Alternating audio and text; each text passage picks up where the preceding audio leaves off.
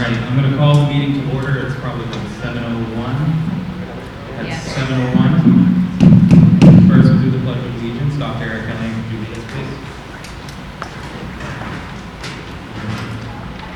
Allegiance to the flag of the United States of America and to the republic for which it stands, one nation, under God, indivisible, with liberty and justice for all.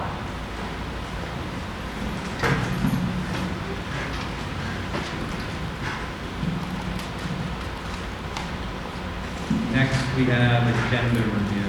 I have nothing to add. Dr. Eric Kelly, anything to add? Anyone else? Seeing nothing, we will move on from agenda review.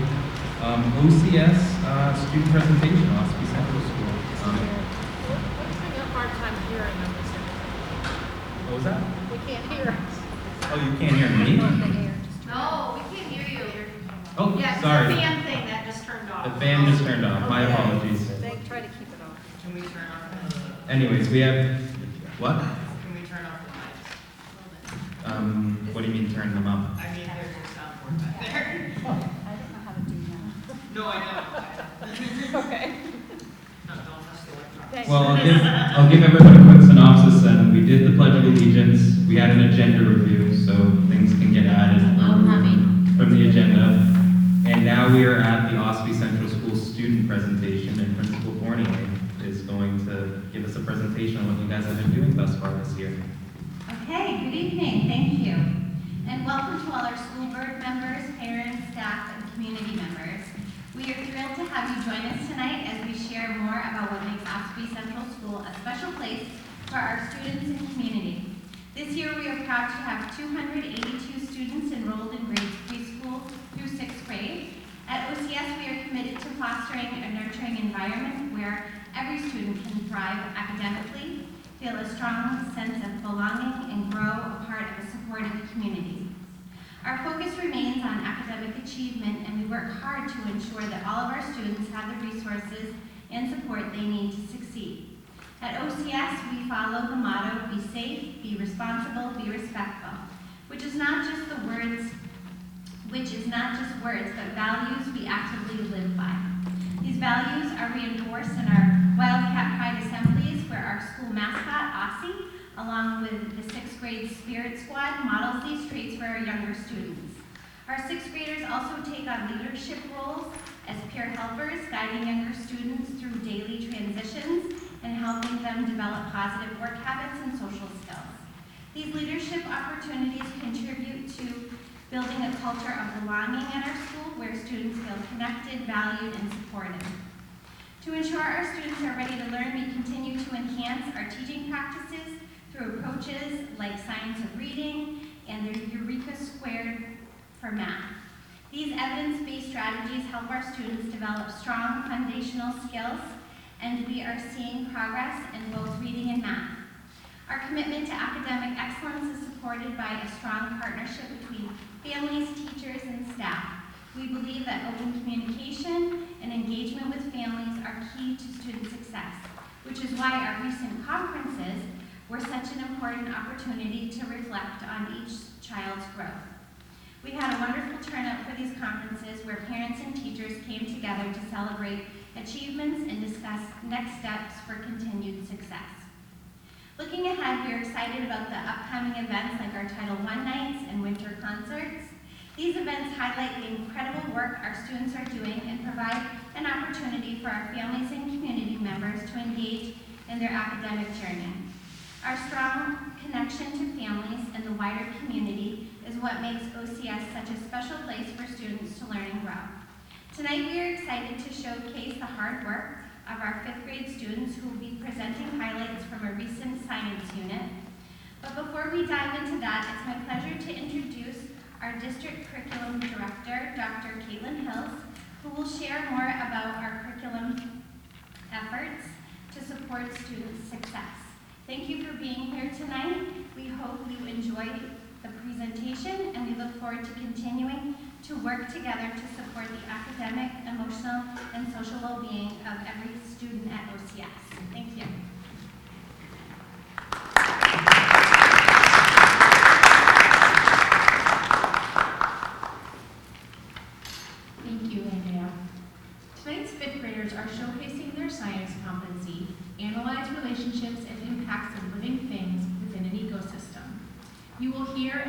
what they have learned about the relationship between macroinvertebrates and a river ecosystem.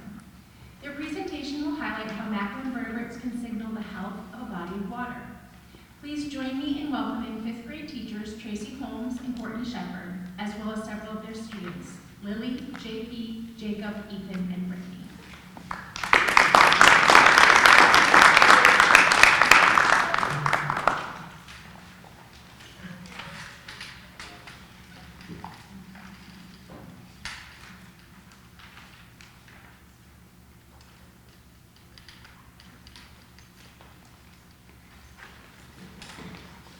We've got some trading cards and bugs that we've made for you guys. Scientifically, those are your macroinvertebrates. Thank you. We'll go ahead and get the information. Yes.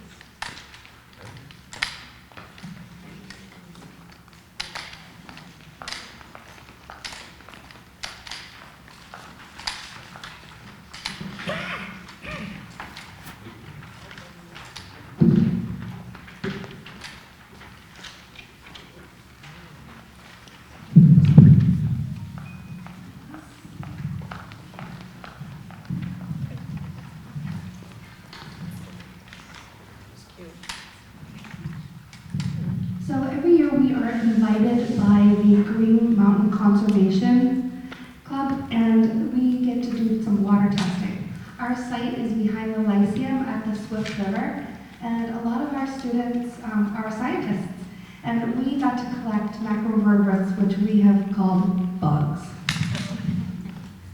Okay. We got to sample, measure, and sort macroinvertebrates at the Swift River. Here are some of our students enjoying that. And then after we decided that we would research those macroinvertebrates and we would create trading cards. So you'll each be able to go home with a mini set of trading cards with each of these students today. We wanted to determine whether the Swift River is actually healthy or not. And as you can see here, there's a spectrum of bugs. So there's ones that are sensitive to pollution, and then there's ones that are tolerant of pollution. So if you look at around the sensitive part, the more bugs we find in this category, the cleaner our water is. The more tolerant to pollution, the more polluted and unhealthy our waters are. This is a lot of information here, but you can see that we've got a lot of stonefly nymphs, mayfly nymphs, and then quite a bit of caddisfly nymphs. We only have a tiny amount of aquatic worms, so our water quality came out as excellent. Our first student scientist presenter is going to be JP Kamla. Come on, over here. He's a little shy.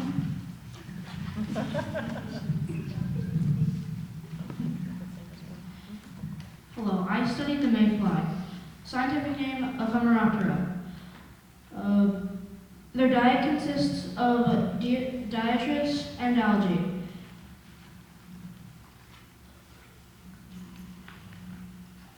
They breathe by vibrating their gills rapidly.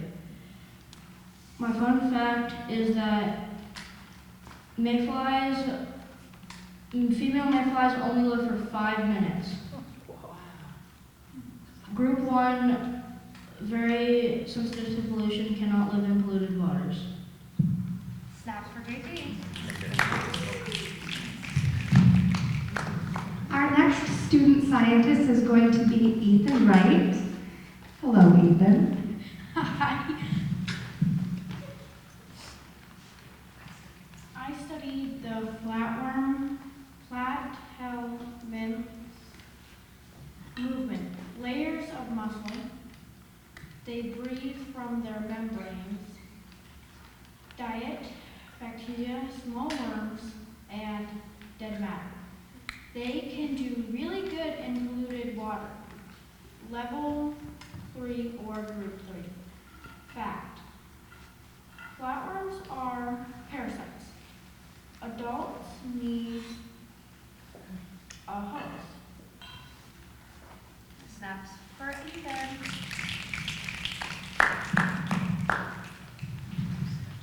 Our next student scientist is going to be Jacob Garner. Are you ready, Jacob? Mm-hmm. All right. dragonfly, the Anioptera. My first fact about the dragonfly is that it eats most of all nymphs, meaning that it is very high on the food web. Dragonflies crawl along the bottom of streams and rivers that they live in to get around. They also shoot water out of their abdomen, which is also known as the butt.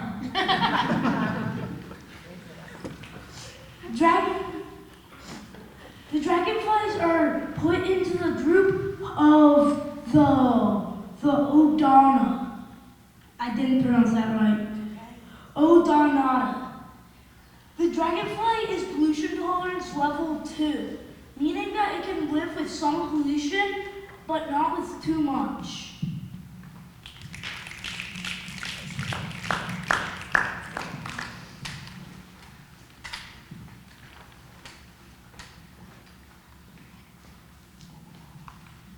Here I have Lily Denavalas as our next student scientist. Had to check my pronunciation on that one. I learned about the flatworm. The scientific name is GWRSD. The flatworm usually lives under rocks and on any smooth surface. The crazy thing about the flatworm is that its body is thin enough to allow gases to spread across their surface, so they absorb oxygen instead of breathing. Did you know that scientists can train flatworms to find water in a maze and other simple tasks? I saw a flatworm. Flatworms are pollution tolerance group 2 and are not that sensitive to pollution.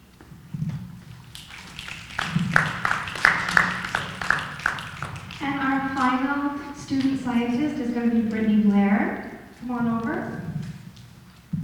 I studied the cranfly. The scientific name is Viticulata. How it moves is sticking to rocks and swimming. How it breathes is through skin and well-oxygenated water and polluted water from openings in their back. A fun fact is they can retract their head into their body. Pollution tolerance group 2. It can tolerate some polluted waters. Give them a round of applause.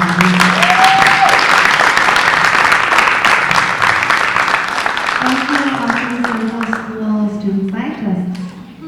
Go ahead and hand out your reading cards.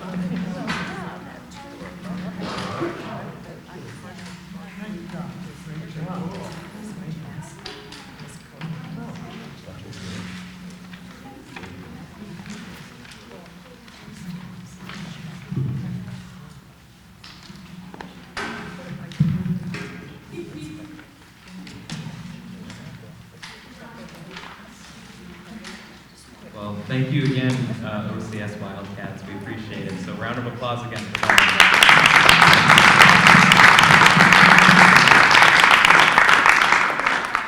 Awesome. So next on our agenda is the acceptance of minutes. First, we have the minutes of October 7th, our regularly scheduled meeting at Effingham Elementary School.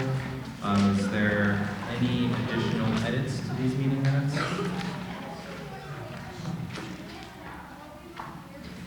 I had 2 edits, I'm sorry, Kathy. I didn't have time to email them to you. But on page 5, regarding the Finance Committee report,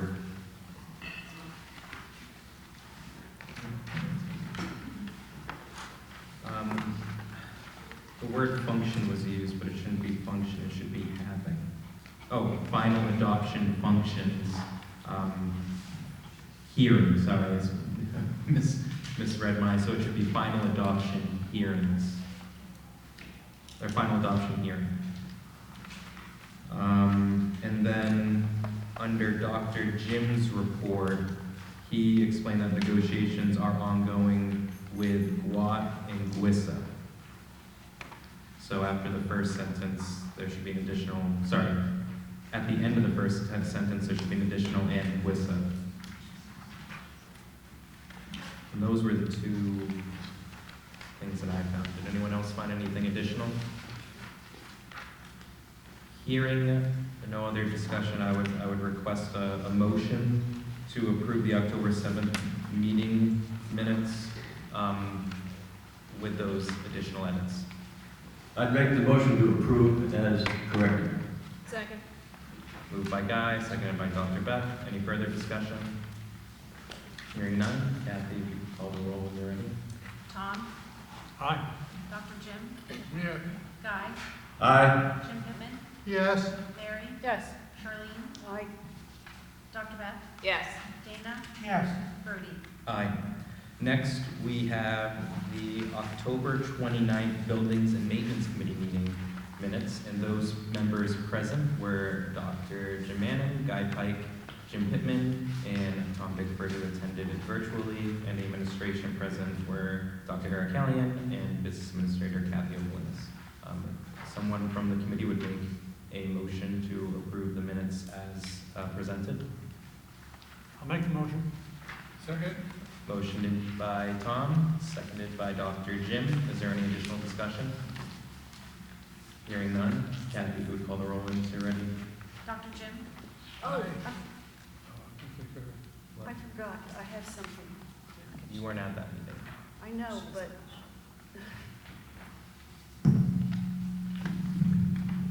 Is your question about the substance of the meeting minutes or something? No, I just like my name spelled correctly under the term toxicology request update / replacement discussion. The correct spelling is SEIBEL.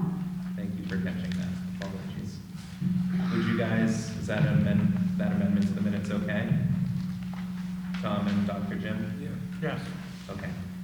So if we could vote on those meeting minutes as amended with the edits. And Kathy, if you could call the roll once you're ready. Dr. Jim? Aye. Guy? Yes. Jim Pittman? Yes. Tom? Aye. The motion passes. And last, we have the manifest approval that will read into the meeting minutes. Tonight's manifest total is $5,699,988.58. I would request a motion to accept the manifest as presented. I'd make the motion to accept the manifest as presented. Second. Motion by Guy, seconded by Jim Pittman. Dana, did you have discussion? No, second. No, well, thank you. Hearing no further discussion, Kathy, if you could call the roll once you're ready.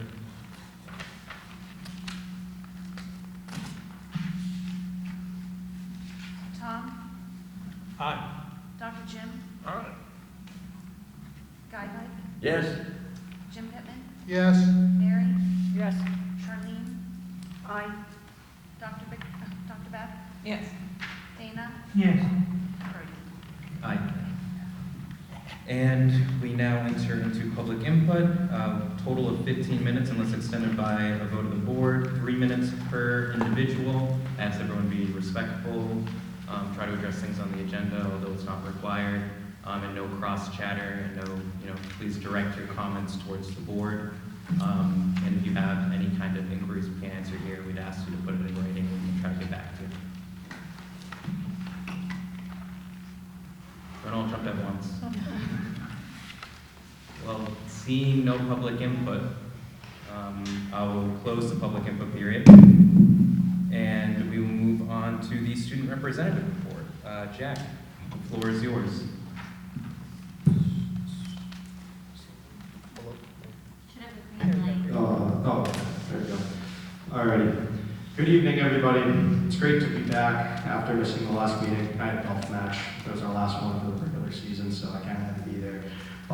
town here. So to start off my report, I'll dive into fall sports, starting off with the golf team. We finished off the season in 7th place, and we did attend the Division II state tournament this year. The boys soccer team just barely missed the cut for the playoffs this year with a record of 5-8-3. The girls soccer team season came to an end this Monday in heartbreaking fashion. They lost to Bow High School 2-1 in overtime. The boys football team entered their season with a dominant win over the Kent Eagles, 43-6. Girls volleyball team lost to Somersworth in the second round of the playoffs this year in 3 sets. The cross-country team has a meet this Friday, the 8th, and that will wrap up the fall sports season for Kingswood. Winter sports registration is open, and teams have started up preseason workouts. This past month, both DECA and FBLA had their fall leadership conferences at the University of New Hampshire. Both clubs are very busy this time of year with fundraisers and participating in volunteer work. The ad, if any of you have seen outside of the Kingswood Middle School, there is a walkway being built, and that is being built by the agriculture program at the high school. Also, LRTC's career and technical student organizations have installed new officers for every club and program in the tech center. Last month, student council members collected donations for the Life Ministries food pantry. They did this through admissions to the football game, taking them as donations from students for buying homecoming tickets, and in the next few weeks, they'll be starting a competition amongst the grade levels for who can bring in the most food. In this competition here is also going towards the Thanksgiving baskets that student council puts together every year. We will be, there's no date set, but you'll see student council members outside of the local grocery store in the town of Wolfeboro just before Thanksgiving. Something to look forward to this month is the Kingswood Theater Program's performance of Mary Poppins, the Broadway musical. There are 3 days for the showings.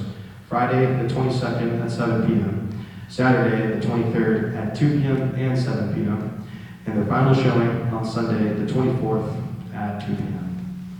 Once again, I'd like to thank you all for, on behalf of the student board, for letting the voice from the inside of the school be on the school board. We greatly appreciate this opportunity. Thank you. Thank you, Jack. Appreciate the in-depth report as always. Next, we move on to...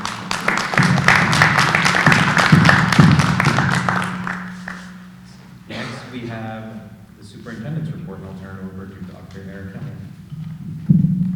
Thank you very much. Thank you to the students and our student rep for excellent presentations. So first on the agenda for superintendent's report is our curriculum and assessment presentation. Dr. Katie Hills presents information from across the district at this meeting every year. So thank you, Dr. Hills. I'll turn it over to you.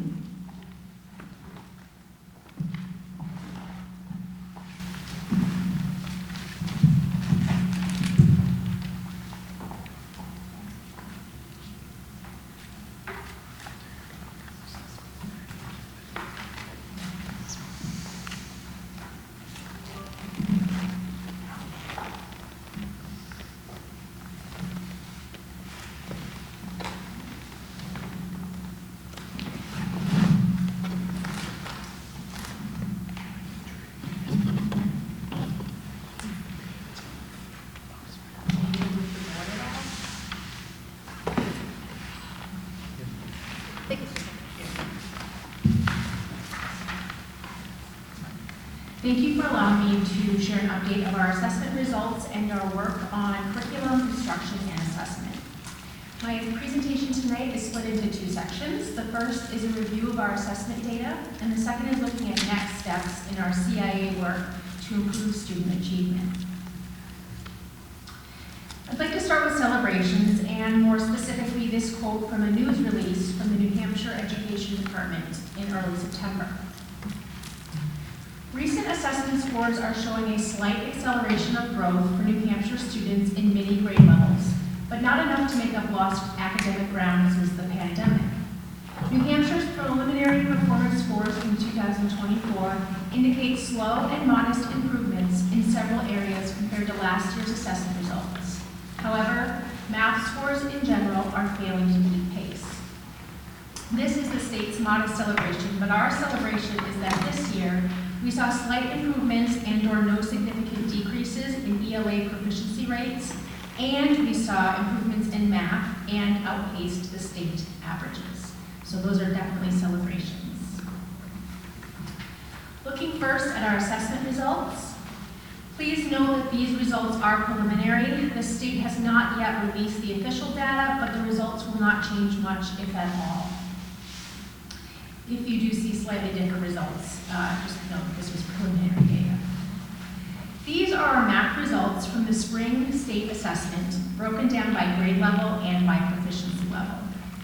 The red is significantly below proficient, the tan is below proficient, blue is proficient, and green is above proficient.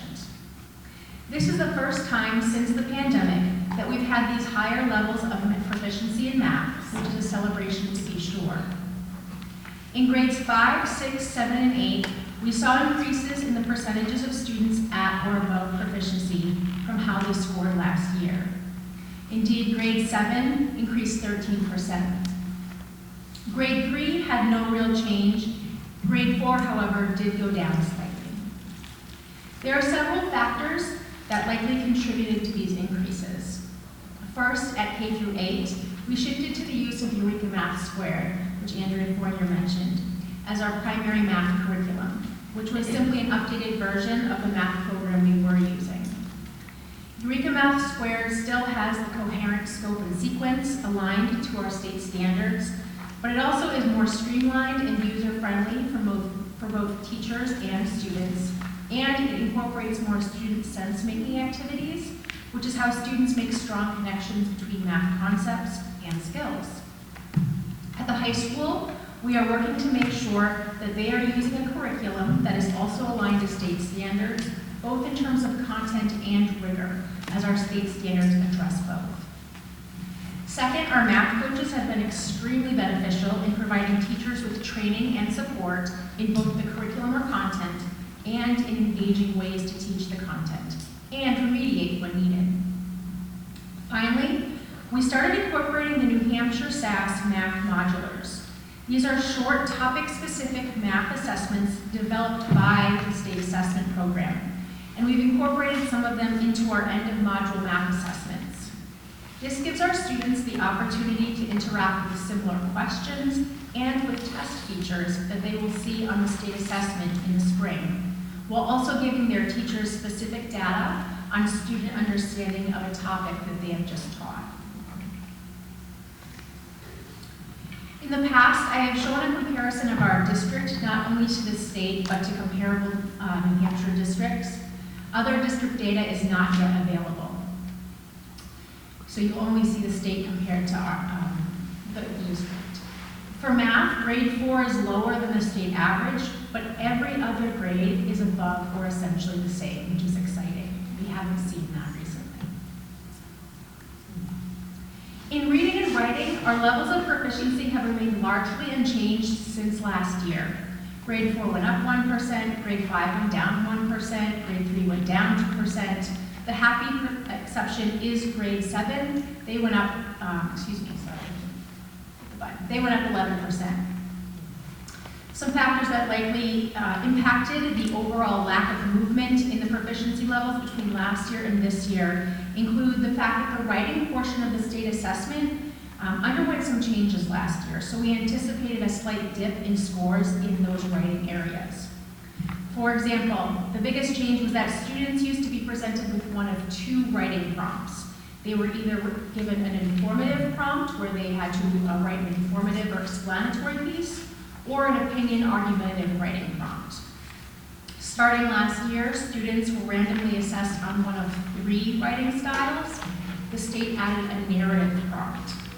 And we noticed significant discrepancies in the level of rigor of the prompts that different students had. So some students were presented with a narrative prompt, which was much simpler in the sense of it was write a story that incorporates X, Y, and Z. Whereas other students were presented with 2 or 3 reading passages where they had to glean information and use information from those small texts to write, for example, an informative or opinion piece. So these prompts were truly different, which makes it a little bit harder to say that one kid's writing ability is the same as another kid's writing ability. Also last year, to allow the testing company more time to score and to train AI scoring on the new prompts, all students took the writing assessment in the first week of March. So they came back from February vacation and took the writing test, which is less than 2/3 of the way through our school year. So this means less exposure and less opportunity for students to practice and master those standards before being assessed on it. I will say that a positive factor that has helped to keep our scores from falling is that all teachers and reading specialists in our district have been trained in the science of reading over the past few years. And we are using grant funds to provide new teachers to our district with the training. Our instructional strategies are thus more in line with the science of how kids learn how to read, and with full implementation of the IMSE curriculum at grades K through 3 this year, and with grades 4 and upcoming soon, we expect to see increases in proficiency rates over the next 2 to 4 years. Here is a graph showing a comparison of our district with the state. Last year, we had a really strong grade 6. They outpaced the state in both reading and math. And in looking at this data, overall, we are on par with the state, which has, again, they've said, seen slow and steady increases since the pandemic. At the high school, students in grade 11 take the SAT in math and reading and writing for the state assessment. We also choose to give our 10th graders the preliminary SAT or PSAT. The PSAT is not a required assessment or a state assessment, so not all schools in New Hampshire administer it, and this is reflected in the data in this chart. Our 11th graders, which are on the right side of the screen, scored at or above the state and national averages for math and reading and writing. We haven't seen this for a few years either. And interestingly, the percentage of students meeting the benchmark in math and reading and writing in both tests from last year fell on all 3 groups. So the district, the state, and the nation all went down last year. We're not yet sure what to make of that, but we're going to be looking at the data from last year, this year, and this coming year to see if that trend continues or if it's an aberration. So our next steps in terms of improving our students' achievement is that we continue to use ExactPath for remediation and skill building. I will be showing you some ExactPath data, but I want to just emphasize that ExactPath is not the same as New Hampshire SAS data. And I like to use the analogy of building blocks. Students are learning various skills, which you can think of as building blocks. You need to have the skills in order to be able to apply the skills, which you can think of as building a castle. So building blocks are crucial to being able to build a castle. No building blocks, no castle. Building the castle is what our state standards ask our students to do, and it's this application of skills that is what the NHSAS New Hampshire SAS state test assesses and measures. ExactPath, on the other hand, is helping give students those building blocks, not only for their own grade level, but also building blocks that they're missing from previous grade levels.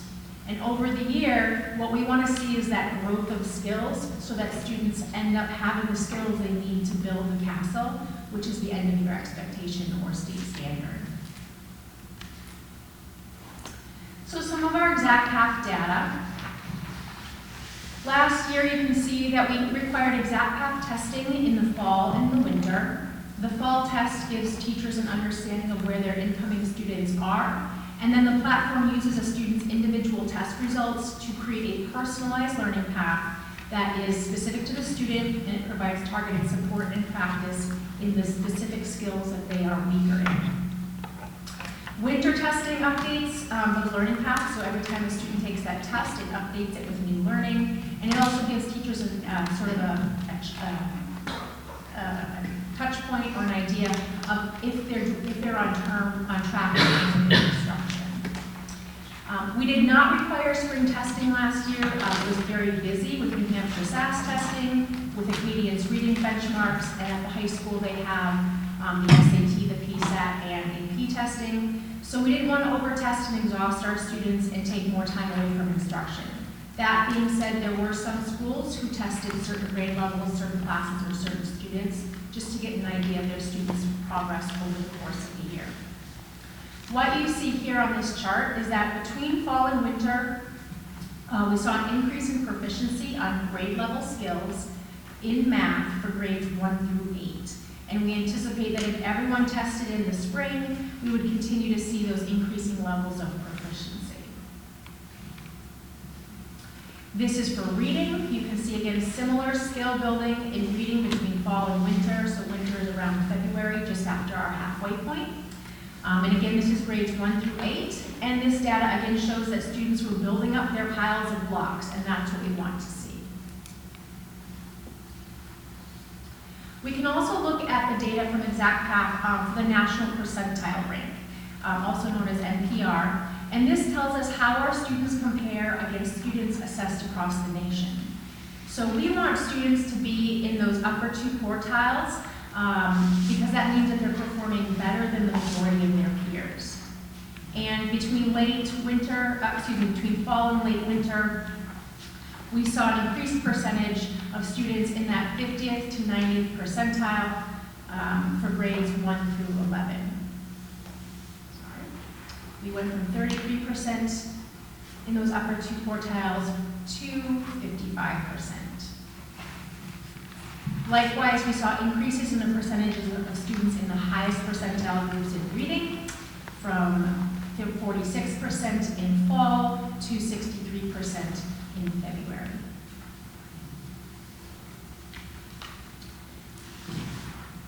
In addition to the remediation and skill building with ExactPath, there are other actions we have taken or will be taking across grades K through 12 to improve student achievement. We have math professional development coaching and professional development sessions throughout this year. Every teacher K through 12 will participate in 3 math launch days with their grade level team and the math coaches. The high school, they might not be a grade level team, but they're using 2 different books to base their professional development on in terms of the instructional strategies they really want to work on in their classrooms. During these math launch days, they're focusing on observing coaches and colleagues model good instructional practices and then debriefing, discussing best practices and challenges for their content and grade level, and reviewing student data to inform their instruction. The coaches have worked with principals to use assessment data to develop math goals, and we've created a schedule for the year for targeted coaching cycles. So every teacher will get some one-on-one support from the math teachers at various points throughout the year. We have several book and podcast clubs happening around math, literacy, and educational equity. Some of the titles include Building Thinking Classrooms in Mathematics, Productive Math Struggle, those are both math related, Defining MTSS for Literacy, and Finding Our Blind Spots and The Sum of Us for Equity. And then we also used ESSER 3 funds to offer extensive summer training options, including but not limited to trainings in responsive classroom, math thinking with Pam Harris, which those will get to continue throughout the year, a variety of IMSC literacy trainings, training with Discovery Ed on their digital resources, and that is one of the platforms that the DOE, the New Hampshire Education Department, has funded for New Hampshire districts. And then Covey's 7 Habits of Highly Effective People. Many more sessions as well, but just a sampling. Specific to grades K through 8, we are using Acadian's Reading K through 6. This satisfies the requirement from the state to test students in grades K through 3 for dyslexia and related disorders.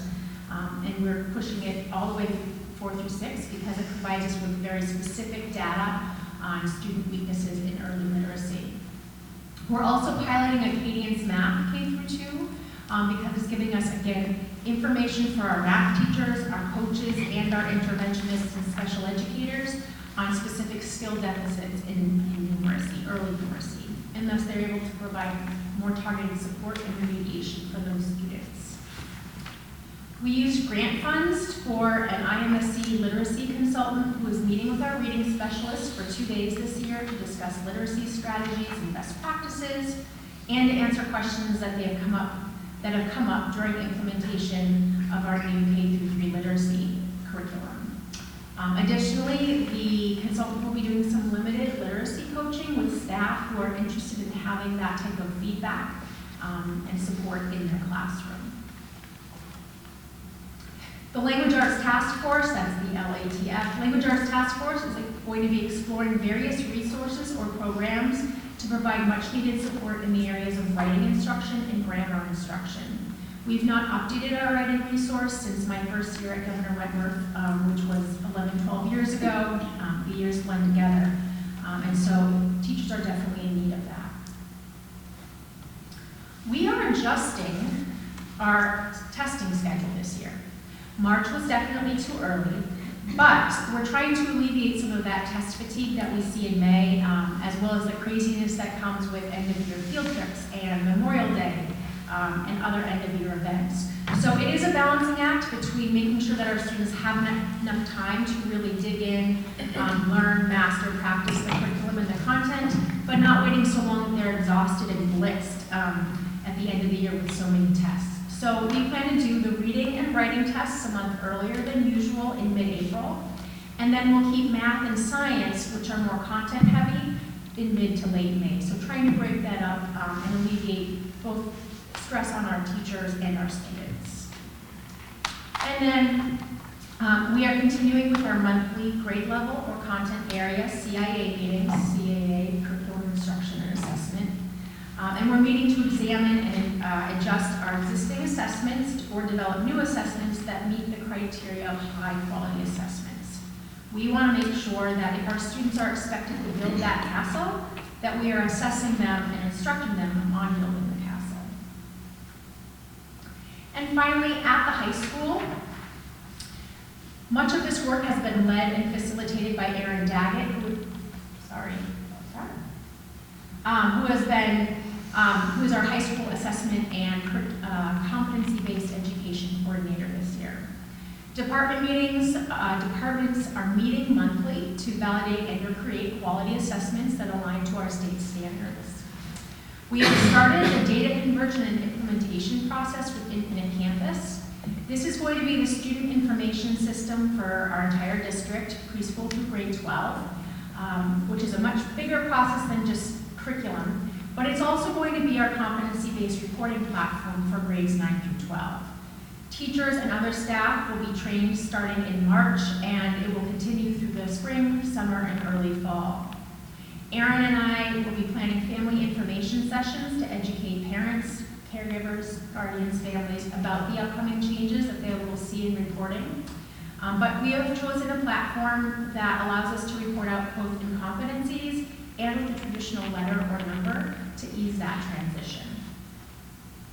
Under Erin's leadership, a committee of high school staff developed a reassessment policy that aligns with competency-based education and includes specific guidelines, a process, and a form for those students wishing or needing to reassess. This will be shared with our academic coordinators this month and with the full staff next month. And those interested in piloting it during second semester can do so in advance of the full rollout next fall. And finally, in December and January, staff will review, offer feedback, and then select a grading scale for the high school that aligns with competency-based grading. They can then look to work on revising their existing rubrics, their existing assessments to align with this scale in preparation for next fall. You can find additional curriculum, assessment, and instruction information on the CIA website, which is on our district, one of our district tabs. And Kathy Legassi and I will make sure that this presentation is also posted on our website and shared with you. So thank you for letting me share an update on our district, and I'm happy to answer any questions you may have. Thank you for that picture, Dr. Hills. Does anyone have any questions? Yes, Mary, if you can get a mic. Just a comment. Thank you. Thank you, the students, teachers, it's just colossal what you, your intention and the reporting. I appreciate it very much. I can't wait to look at it. It's hard to see from this direction, but I like seeing all those bar graphs. And I want to piggyback on Stephen Covey, however you say his name, beginning with the end in mind. Clearly, that is the intentional instruction that's happening. That the alignment to, it's not just teaching to the test, but you're going to build this castle. I love that as well. So I appreciate that. Also that you value the teachers, the autonomy of an instructor, the feedback loop, the opportunity to reflect, and the access to coaching. So I appreciate that very much. Thank you. Yeah, Tom, go right ahead. Can you hear me?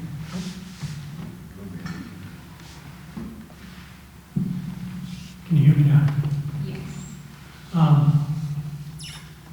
Could we go back to the SAS scores? I believe those are tests are taken in 11th grade, and they're in English, math, and science. Could you tell me what those are this year? I know you covered it, but I couldn't. Yes. So are you talking about the 11th grade SAT or the SAS, which is the grades 3 through 8? SAT. Okay. Yeah, absolutely. Let's see.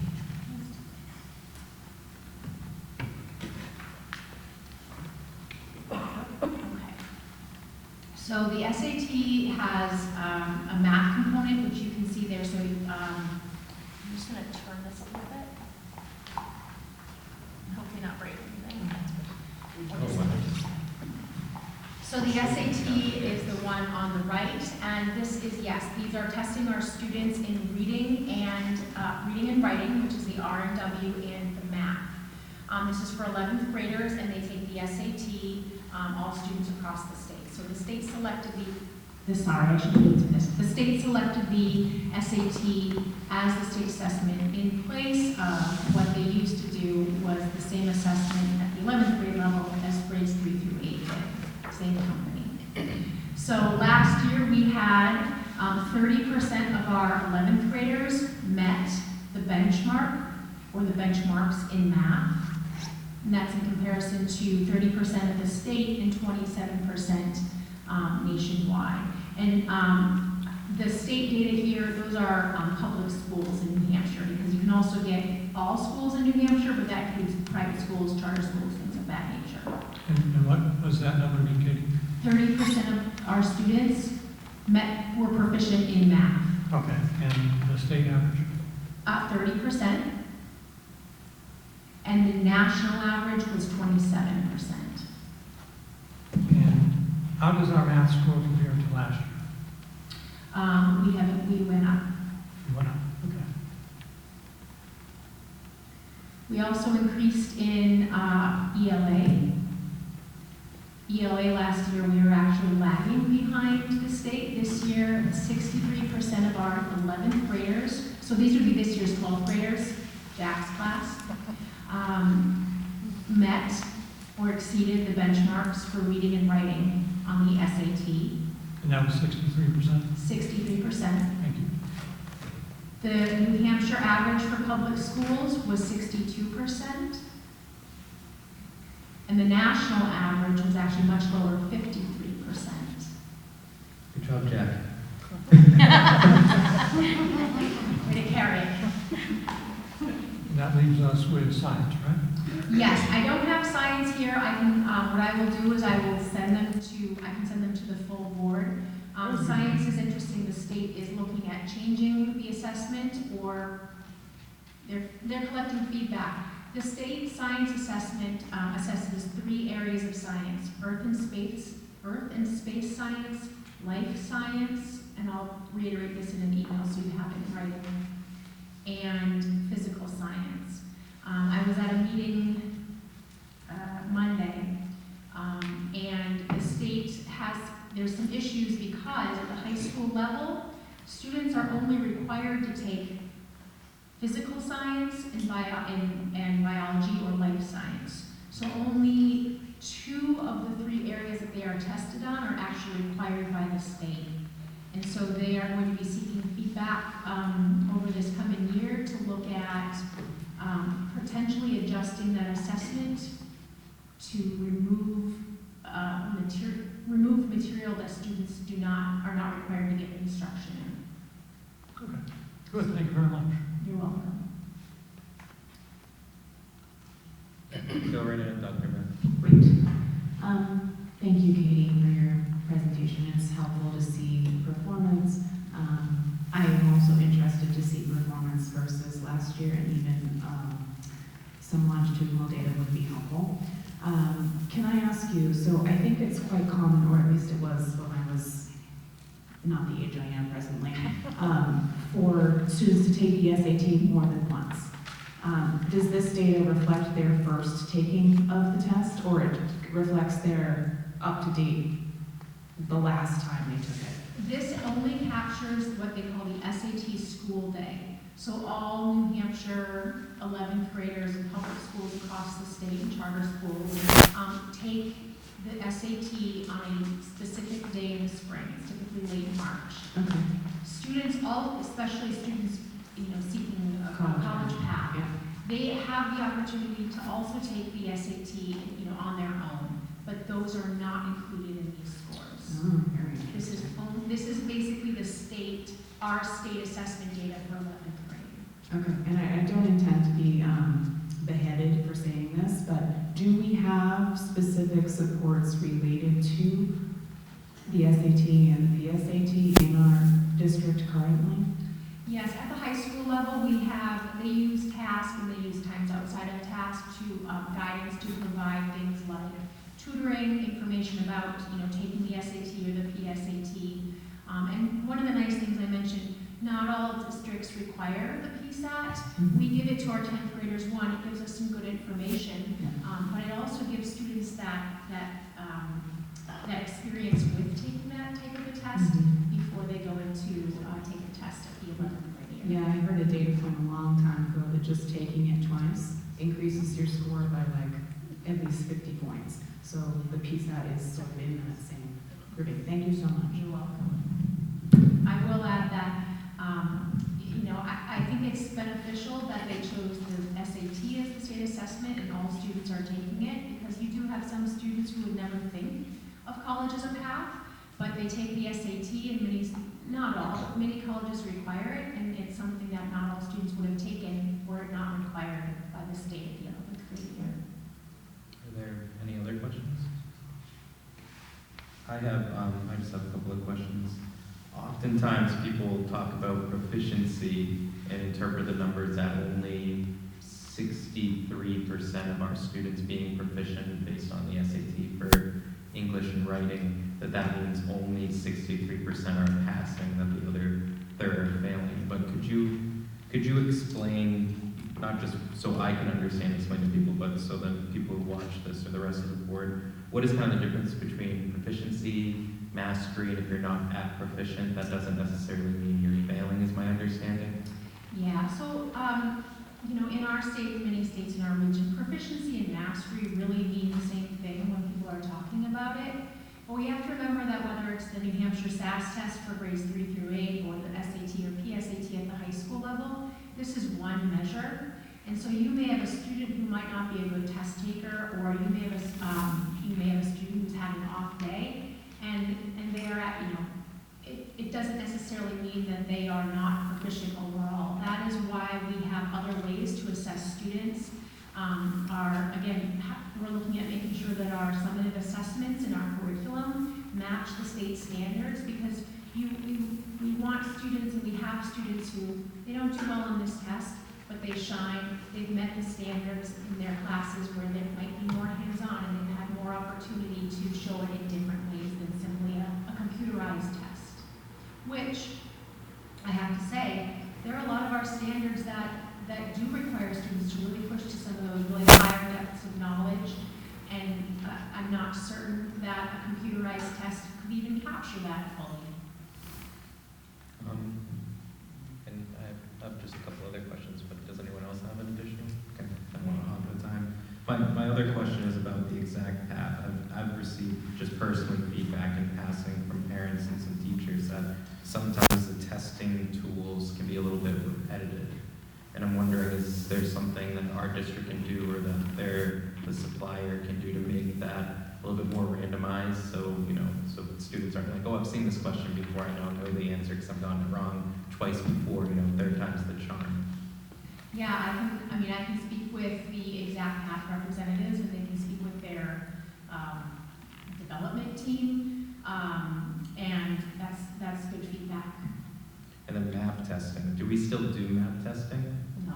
Why do we not do map testing versus So other exact testing? path, essentially exact path replaced that, and when we made that shift, part of the reason was that teachers, they received this wealth of information from the map tests, and yet it was basically saying, okay, your kids have gaps here, here, and here, but it didn't provide any follow-up. And if you are a teacher with 25 kids in front of you, not that we have a class of 25, but even 19 kids in front of you with gaps, it's, I think of that fable or whatever, the child, the person at the dam who's trying to plug all these different holes all over. So what Exact Path does with these personalized learning paths is it allows a teacher to sort of oversee student remediation, but they're not having to do each and every student individually, one at a time, person by person.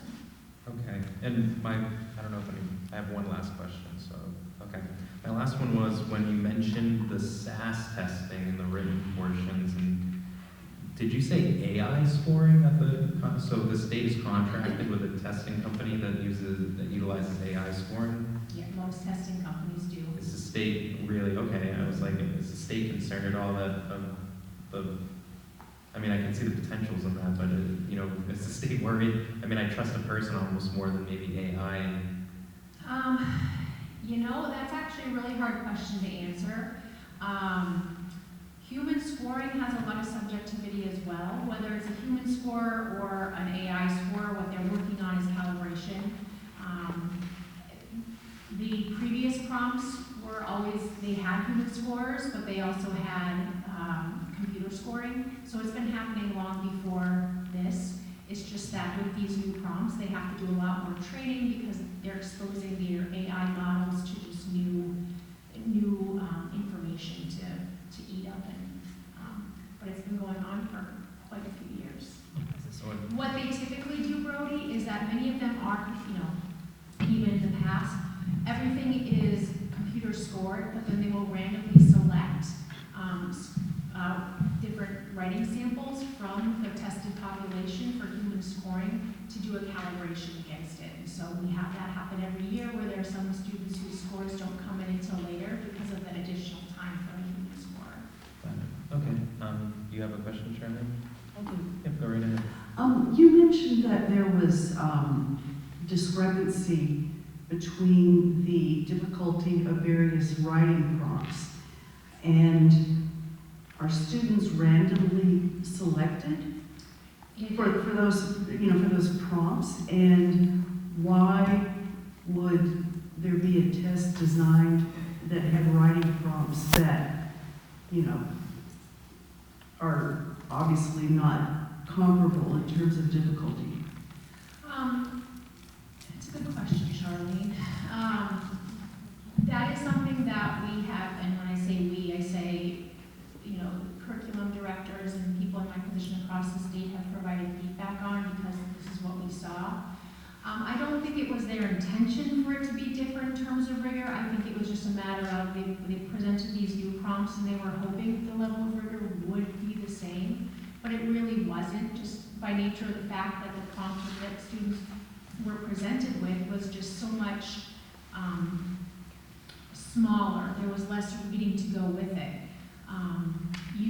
You can provide a prompt in a narrative form, and a student can take it and be very rigorous in their answer, but it's still at the end of the day a narrative prompt, and if all you've said is write a story that includes X, Y, and Z, it's a lot, even a student being presented with that is a much shorter prompt than a student who's presented with, a topic that might not be interesting. For example, bugs might not be an interesting subject for me, but if that's what I'm given, and then I have to then read 2 or 3 passages and glean information from it, those are great skills, but they are 2 different prompts.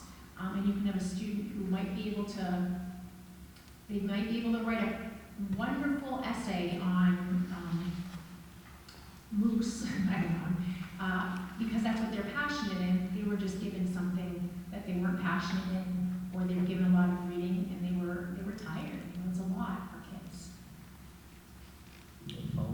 And I would hope that since the state solicited our feedback, that they would take it into account and we'll be making adjustments. That somewhat answers my follow-up question, because it seems to me that if you're giving that kind of difference in level of rigor for writing prompts, how are you supposed to be able to assess and come up with any kind of reasonable data? Bingo. Okay. I'm glad that hopefully they will take your feedback. Excellent. Are there any other questions or comments? Oh, Mary has a question or comment. I'm just going to brag on myself. I was a writing coach when I was teaching, actively teaching, and you're spot on with the business about, oh, great, I get to talk about bugs, and oh no, I'm going to write a story. So appreciate that, and evaluating writing also. Back when I was teaching, sometimes it's just a matter of looking for keywords. You're not, as a person reading it, just devouring it all and sitting around. So it's complicated, obviously, and everything is taught, obviously, but it's also building for the students as they progress in that. So I get that, and I appreciate that, and I appreciate that we get it, because it's hard. Thank you. Excellent. Is that it? Well, thank you, Dr. Hills, and I just want to say I appreciate we seem to be a district that cares for each individual learner's pathway and doesn't teach the test. So I think something we can be proud of in our district. So thank you.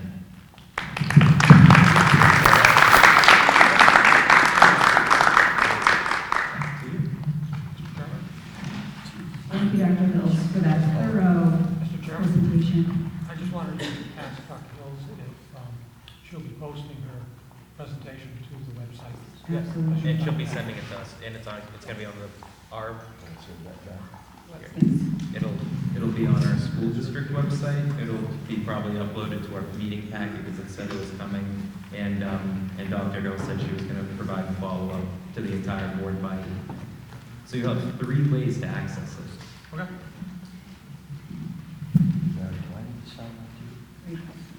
Yes, you do, guys. You are the manifest. Sorry. No, you're fine. All right, I'm going to move through the superintendent report portion of the meeting. So next is the superintendent district update. So I'm just going to highlight a couple of pieces in my report. In November, this is our 3rd year of the Safety and Security Task Force.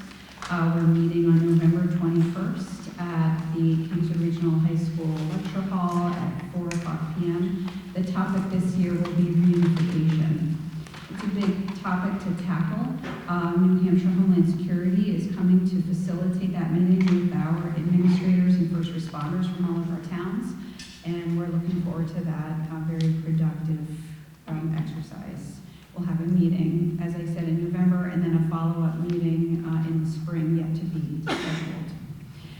Next, I'd like to point out an exciting new update. So your update regarding the strategic plan this month is that we have a new live dashboard that's accessible on the strategic plan page of our website. It's also being added to every website across the district, so every building level as well. You can click the dashboard link and you'll see that we are posting where we are for every single metric across the entire strategic plan. So under every focus area, every goal, and then every strategy underneath that goal, you will see a metric. So you'll see either in in progress or not yet begun or needs more attention. So you'll see where we are, and we're in the process of making that dashboard even more rich by posting links and pictures. And as we move along this trajectory of the strategic plan, we hope that it's going to be even more active and interesting for our public. So I encourage everyone to visit the live strategic plan dashboard. Next, I've already notified the board, but I wanted to follow up to notify the public, and it's appropriate that we're here at Ossipee in that we were granted lead remediation grant funds of $22,725 from the New Hampshire Department of Environmental Services. So thank you to the board for your support last month. We went ahead and applied and were thrilled to receive that. And these grant funds are offsetting costs that we're already underway in remediating lead in the water across the entire district. This is just one way that we can help to offset the costs in our district. So thank you to all who were involved. Any questions on my report before I move on? Move right ahead. Keep going, thank you. Move on to superintendent goals. Thank you. So superintendent goals at the time of year when I work with the board to share superintendent goals, and I ask for a vote so I can use these goals to direct the district.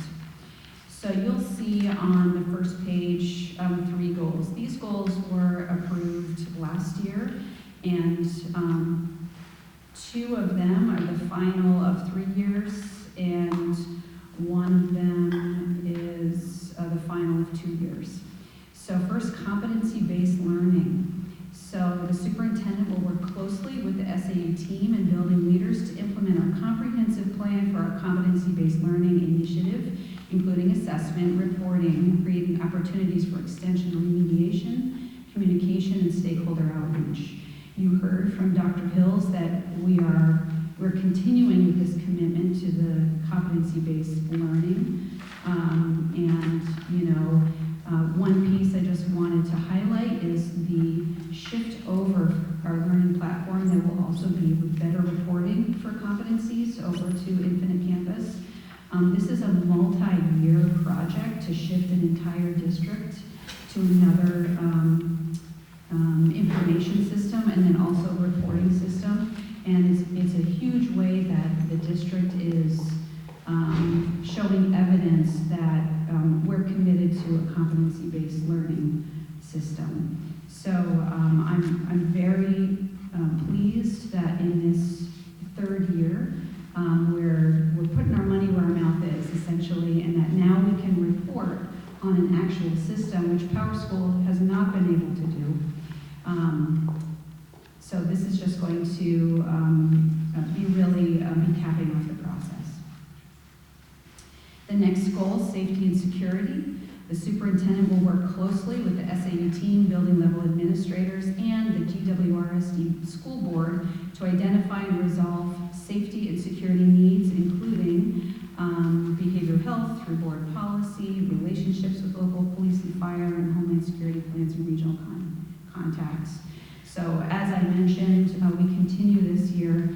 We've had 2 very stellar years and made a lot of progress, if I might say so, in safety and security as far as garnering funds through the SAFE grants. We've had hundreds of thousands of dollars through SAFE grants through the district and have upgraded our facilities, surveillance, and emergency alerting. So to the infrastructure, and then also our practice in our emergency operation plan. So we're continuing to do that. This is year 3, and the focus will be reunification. The 3rd goal is long-range planning, and this started last year, to lead and oversee a comprehensive long-range planning initiative for the Governor Wentworth Regional School District, integrating the Portrait of a Learner framework, strategic planning, and stakeholder engagement to shape a learner-centric educational environment and a culture of belonging. So this board was pivotal in initiating a strategic plan last year. So the board began that last August, a year ago August, worked pretty tirelessly all fall last year, and then culminating in approval of the strategic plan at the March meeting, and then as well as the portrait of a learner team that worked also for 2 years. So I'm proud that we've made a lot of progress in these areas, and while the strategic plan is a 5-year plan, this goal is, I think, is going to really dovetail into several different areas over the next 4 years. So that's why I'm calling this the last year for long-range planning in and of itself. So that's long-range planning. And then new this year, on the back side of that page, I'm really excited about this goal, and it's under family communication and engagement, but it also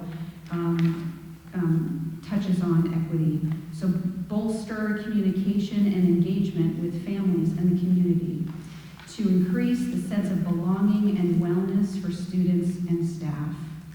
So by way of increasing communication and engagement with families, that's how we will increase a sense of belonging and wellness for students and staff. Because what we know is we're best when we partner with our families to make education the best it absolutely can be. This goal is very exciting because it wasn't just my idea that I created. This is something that, along with the entire administration team, we spent an entire morning this summer forecasting and planning for how can we make this district the best it can be, based on what we think is the priority for our students. And themes came up as far as a sense of belonging and wellness. That's how we will increase academic achievement. But how do we want to do that? We want to do that by communicating and engaging with our families. And as I was looking into this, I realized, I had to include a whole long list of how this connects to the indicators that are required for superintendents. And it's the most I've ever had for a goal. There's, 10 here? So that just gave me even more confidence that this is the goal that makes sense here. So I'm very excited about that goal, and all our schools are also embracing that goal as well.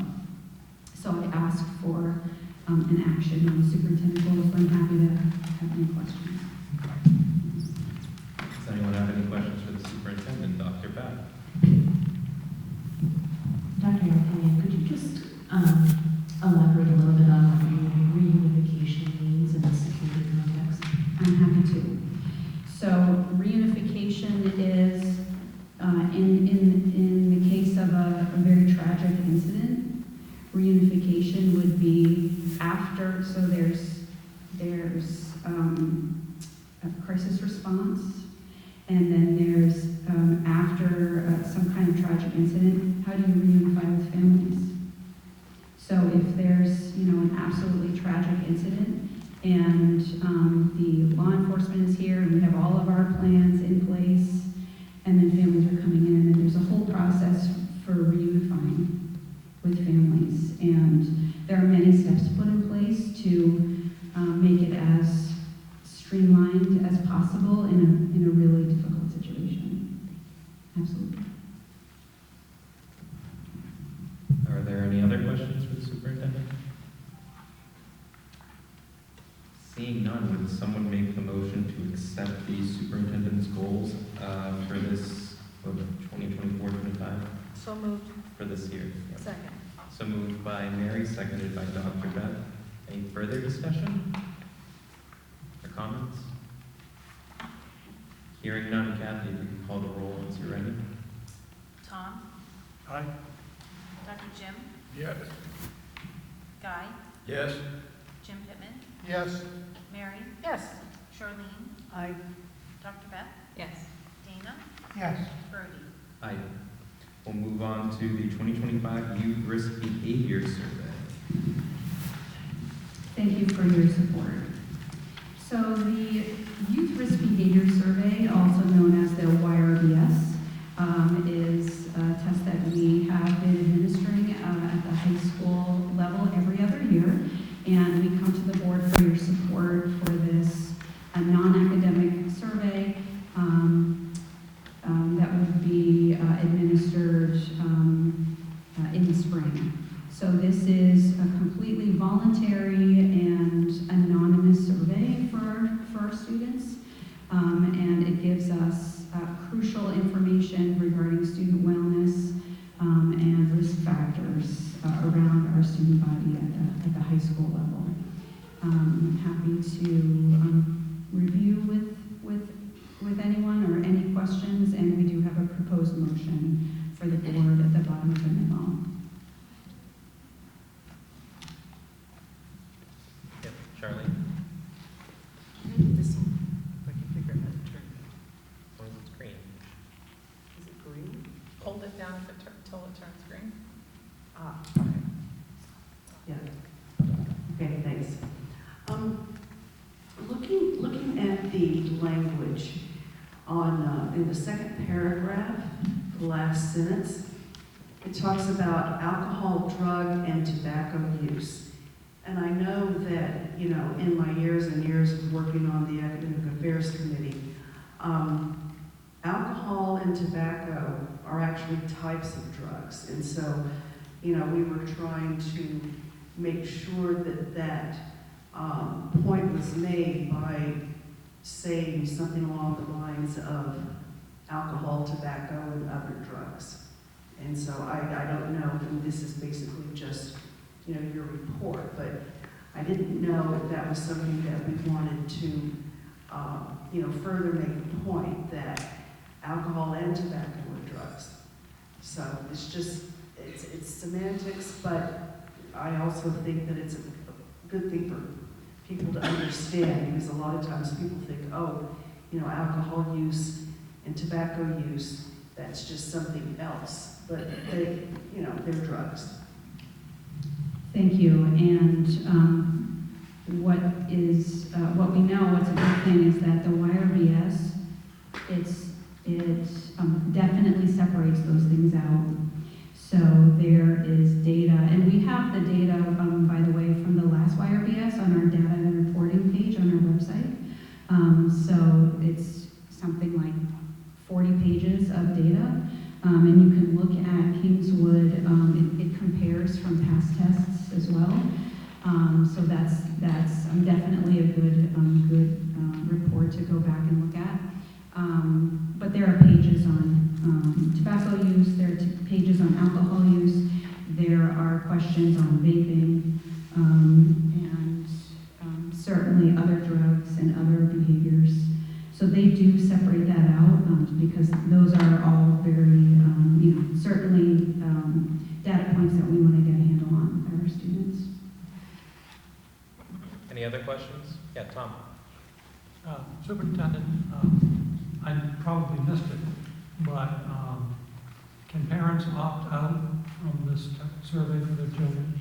Thank you, absolutely. This is completely voluntary and families can opt out. In fact, a student can opt out, you know, during school, so they can opt out on their own, even if they're not an adult student. So it's completely voluntary and parents can opt out. Thank you. Thank you. Any other questions or discussion? Well, then, if someone would like to make the motion. I move to authorize KRHS to administer the Youth Risk Behavior Survey in the spring of 2025. Second. So I'll just say this survey and the data from it is very invaluable. As much as the data can be imperfect, I think it should really be informing how we address student wellness in the district and mental health, and what kind of risky behaviors students in our communities might be partaking in, and doing it in contradiction to prevent that and interventions. So I think it's important that we support this. And it's also important for a lot of, if I'm not mistaken, federal grant funding too, or am I Yes, wrong? it can. Yeah, so depending on federal grants, it can impact that. So I think it's important that for our community, but also for our access to resources to help students. So, any other comments? Hearing none, Kathy, if you could call the roll once you're ready. Tom? Aye. Dr. Jim? Aye. Guy? Yes. Jim Pittman? Yes. Mary? Yes. Charlene? Aye. Dr. Beth? Yes. Dana? Yes. Brody? Aye. Next, we have a charitable donation for Kingswood Regional High School track and field. Thank you, yes. From the Belial Family Foundation, they request to make a donation in the amount of $5,000 for indoor and outdoor track to support the track program for uniforms for the start of the season and 2025 external timing system costs for the home track meet held at the NIC. So we look to the board for acceptance of this generous donation from the Belial Family Foundation. Excellent. Does anyone have any questions? Well, if anyone would like to. I would move that the board accept the donation of $5,000 from Belial Family Foundation to support our indoor and outdoor track program. Second. Motion by Guy, seconded by Dr. Beth. I'm assuming no discussion, but if there is any. Kathy, you can call the roll once you're ready. Tom? Aye. Dr. Jim? Aye. Guy? Yes. Jim Pittman? Yes. Mary? Yes. Charlene? Aye. Dr. Beth? Yes. Dana? Yes. Brody? Aye. Thank you to the Belial Family Foundation. Okay, next is Wood Estate application. We have an application on behalf of the high school from the Wood Estate Fund. The application is to fund one class at NHTI for a student. This is a student in dual enrollment. It's a Kingswood Regional High School student, dually enrolled.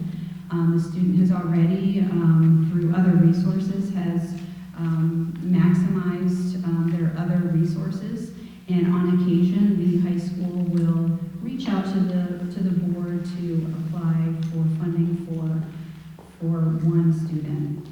This is definitely something that I can support, and I can say that it's definitely a good use of these funds for the student.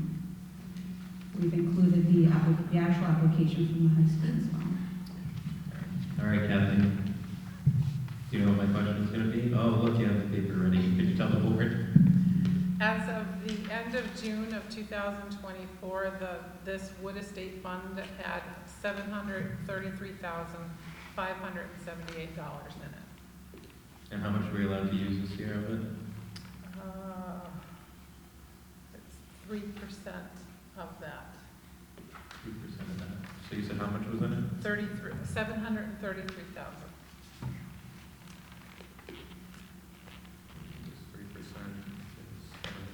33 times 3 about? 3%, that's what I thought.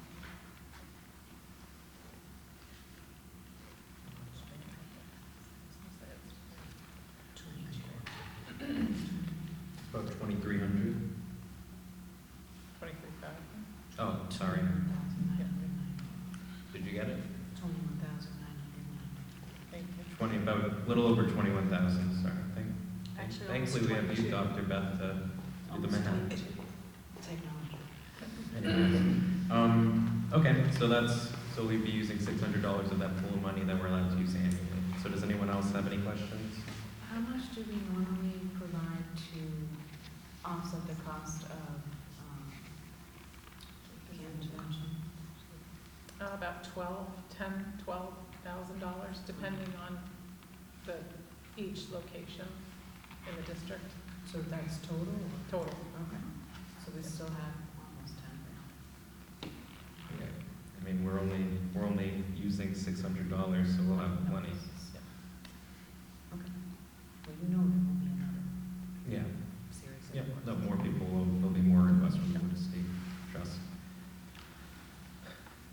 discussion or questions?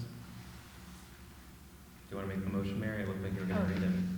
I'm not prepared to do that because I don't have my glasses. I'll do it. I'll read it. I haven't made a motion in a very long time. I move to approve the request to expend $600 from the Wood Estate Expendable Trust Fund to fund a course at NHTI for a KRHS student as presented. Second. Seconded by the motion's by me, the second is by Mary. If you could call the roll, Kathy, when you're ready. Tom? Aye. Dr. Jim? Aye. Guy? Yes. Jim Pittman? Yes. Mary? Yes. Charlene? Aye. Dr. Beth? Yes. Dana? Yes. Brody? Aye. We'll move on to the budget transfer request. Thank you. So per the policy, we're bringing this transfer request to the board. It exceeds the minimum amount. So for a special education purchase, we're asking to transfer $95,000 from a tuition line to contracted in-state transportation line. This is due to a decision by a special education team and complete lack of resources otherwise. Because of this, we're asking to transfer these funds.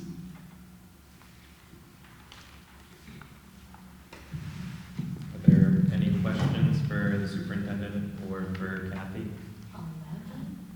11 different services you had to contact? Yep. Okay. We pulled out in all the stops. I can see that. Yeah. I didn't, there were 11. Yeah, I well, was gonna guess like 6. You have a question, Charlene? I don't think so. Charlene has a question. Why is it costing $600 per day? This is how much contracted transportation costs. $300 each way.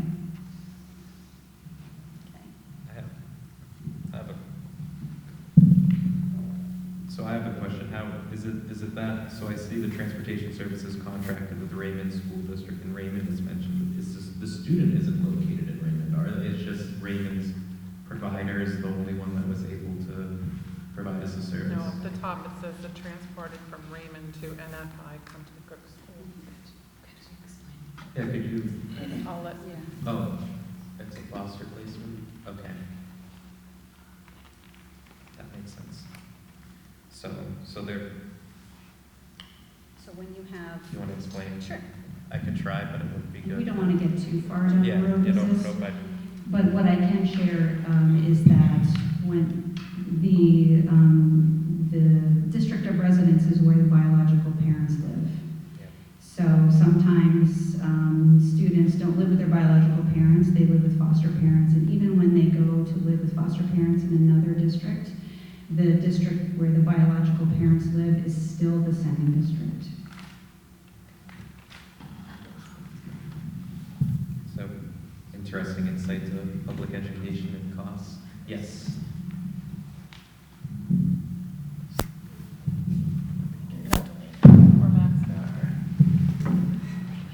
That's okay, I can scooch over a little. I think it's a fairly simple question, but it was unclear to me if the alternative transportation has been secured from someone, or is it going to be paid to the foster parent? It wasn't clear to me from this. Thank you. I think that method is not sustainable. At the end, we offered reimbursement to the foster parent for transportation, but they're not able to sustain that. Otherwise, that is something that is allowable for us to, pay a parent or a guardian or someone authorized to transport on their own. But that method is not sustainable. For whatever reason, the foster parents are not able to do that long term. Go ahead, Jim. So the clarification I'm looking for is then who will be providing the transportation? Is it identified? It will be the company called Any Events, LLC, and Transportation.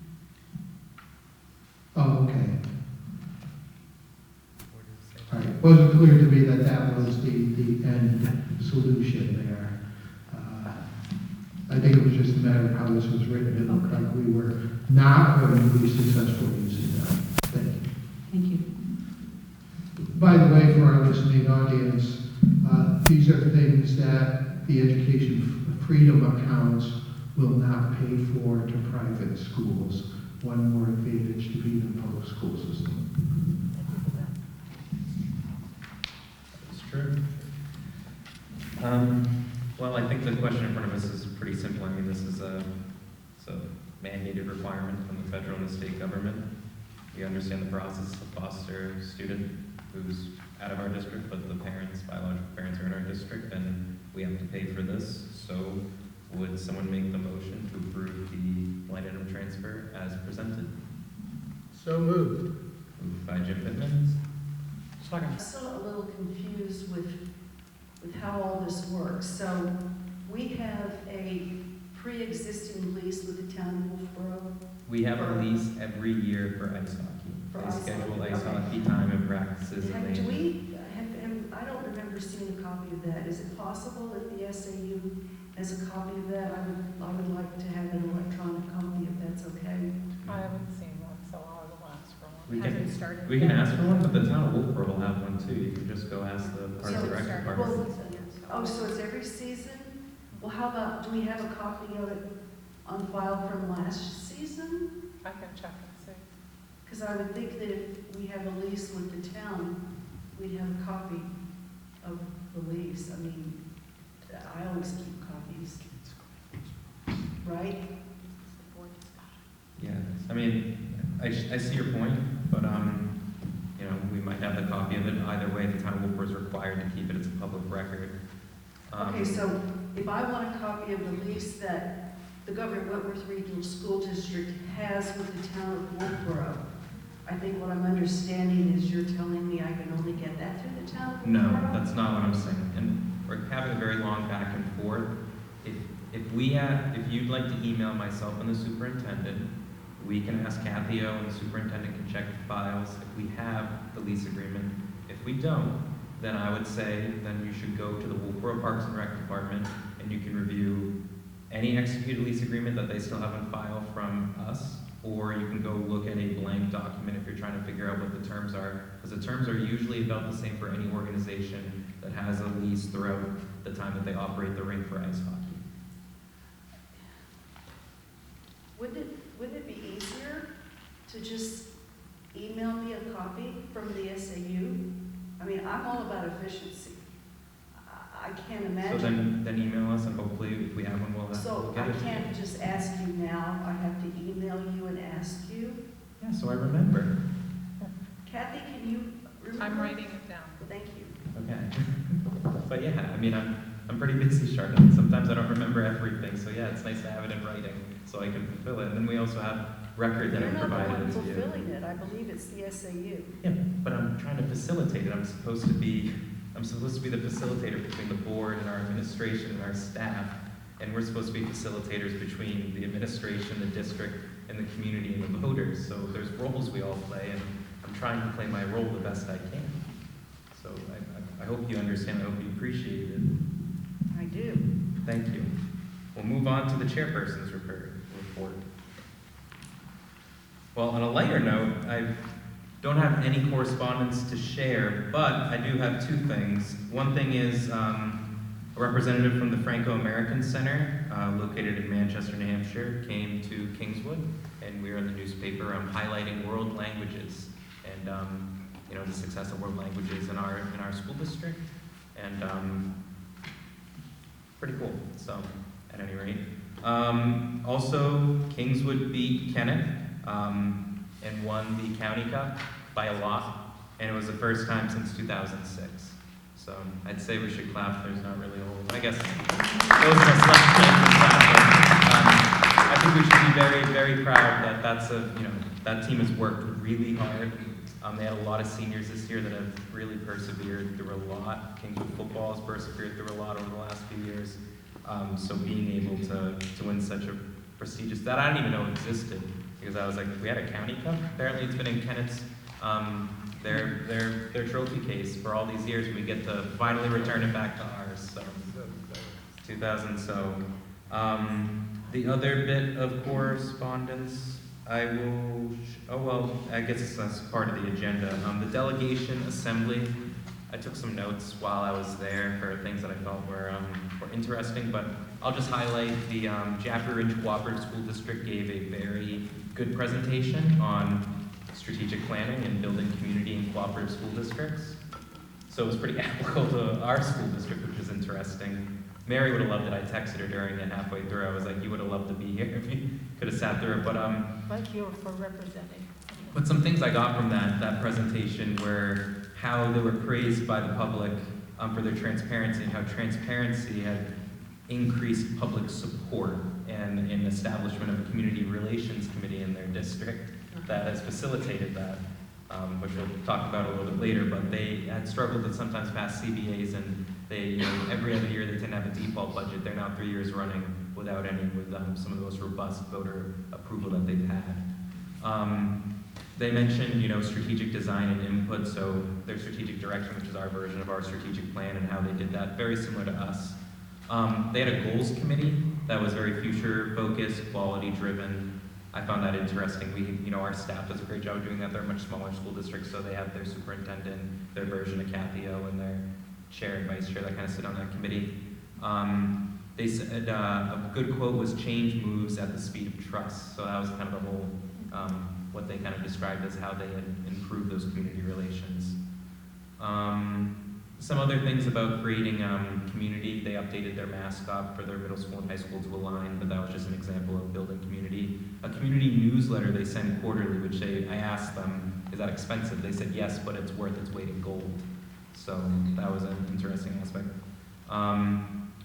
Ways that they've done rec sports, even at the middle school and high school level, that build community, and some additional after-school programming, which help parents that might work later, but also help students come together, and staff who might be interested in stipend opportunities come together and be role models for students.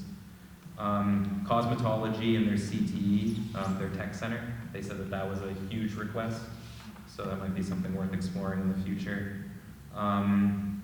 Their child care center in their community, their tech center, also serves as a child care center for teachers, which I found kind of interesting, that it served that dual purpose of helping educate students, but also helping provide teachers a benefit, so teachers will be able to put their kids in the child care center for free. They also mentioned getting homeschoolers and private school students involved too, and they mentioned they have a few small Catholic and religious elementary schools, and then they also have a charter school, and then a fair amount of large homeschool population. I know in our area we have a good-sized homeschool population in Cornerstone, and they mentioned that different milestones throughout their school district through the K through 6, trying to integrate those folks who are part of the same community and sometimes will eventually send their kids to Kingswood, but even more, that by involving them in the broader community, it got an increased buy-in and brought everyone together, even if those kids ended up being private their entire adolescent education. Another thing I'll note is the resolutions were pretty, it was a pretty quick process. They had the quorum there to take action. The resolution that Mary requested the board to support and that we endorse did pass. They had one minor amendment to change, which was requesting that the funds for such, providing school meals to all would come from Fed and state sources and not be put upon the local property taxpayers and be viewed as like an educational expense. But that passed. And one other interesting resolution that was adopted that was kind of towards the end of the meeting was one from Hooksett School Board that I felt was a little bit applicable considering some of the circumstances with impact fees. Was the School Boards Association now wants to support the state updating the law to require communities with impact fees that levy them to review those impact fees every 5 years as to how they levy them and to how much they levy. So I found that kind of interesting. We had the thing with Wolfeboro. They haven't updated their policy in about 20 years and they weren't giving us their impact fees on the correct timeline. So I felt that was kind of another resolution for us. So that is my report about my first delegate assembly. It was interesting, it was enlightening, it was fun, and if you guys have any additional questions, just reach out. Yes, Mary. Guess what I'm going to ask?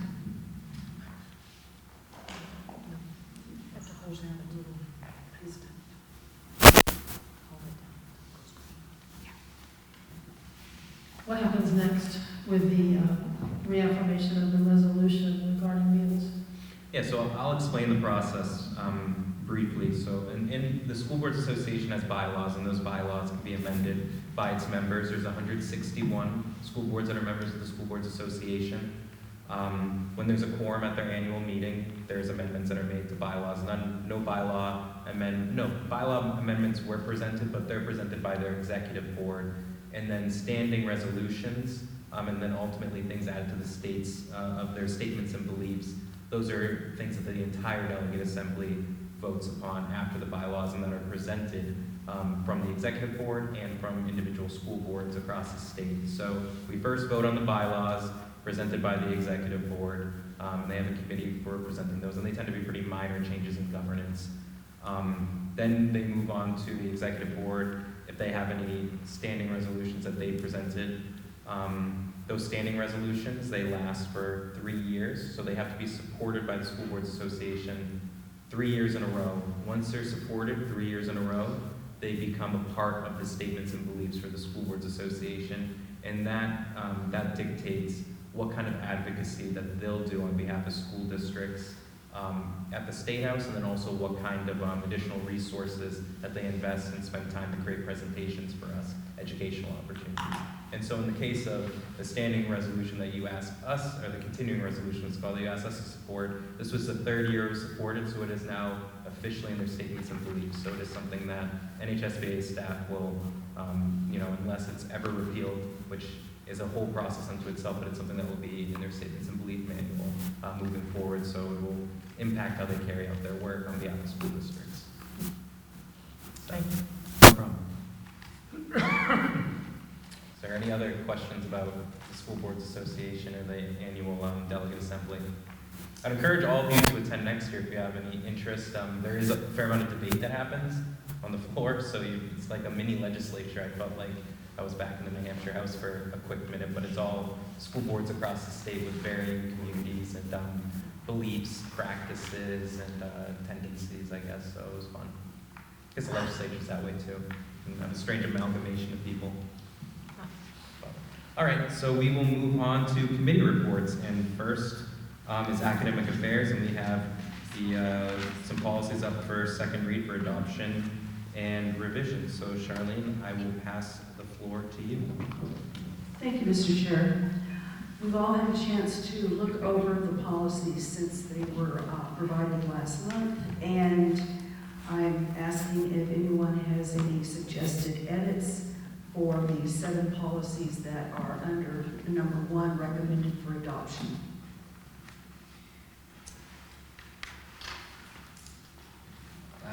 I have none. Do speak now or forever hold your peace.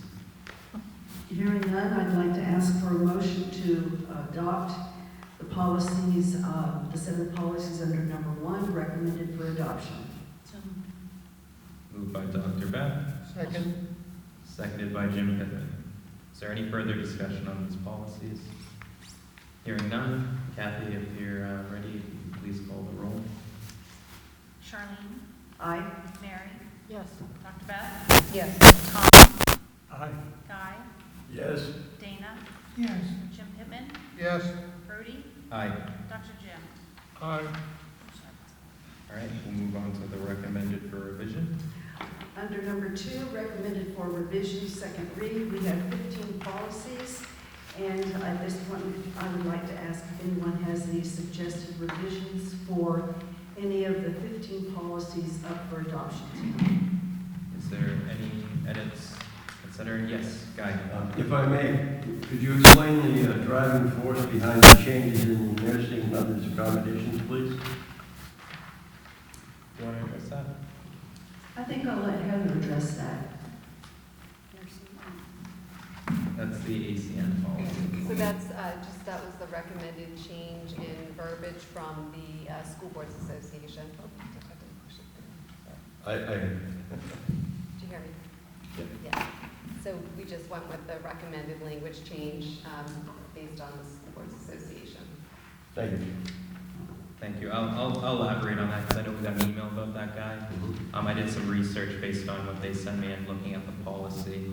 and I could, you know, I first read it, I was like, oh, interesting, that seems like some strange verbiage changes, but I'll read the email I sent back after doing some research as a high constituent. I won't say their name because sometimes they prefer to be private. I reviewed the policy revision you seem to be citing. I assumed ACN because they didn't tell us, so I had to do it. Took me about an hour to figure it out. Currently titled, quote, nursing mothers accommodations, end quote. And reviewed the applicable state law, RSA 275:78 through 83. So those are the sections for policies relating to nursing mothers in the Hampshire state statute under the protective legislation for labor.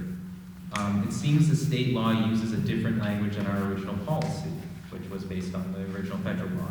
We were forced to update it to match the state's definitions. Previously, we used the federal government's definitions. The state and federal governments have recently passed mandates requiring specific workplace accommodations and protections for pregnant mothers who need to breastfeed. The school district is required to have policies for implementing these mandates.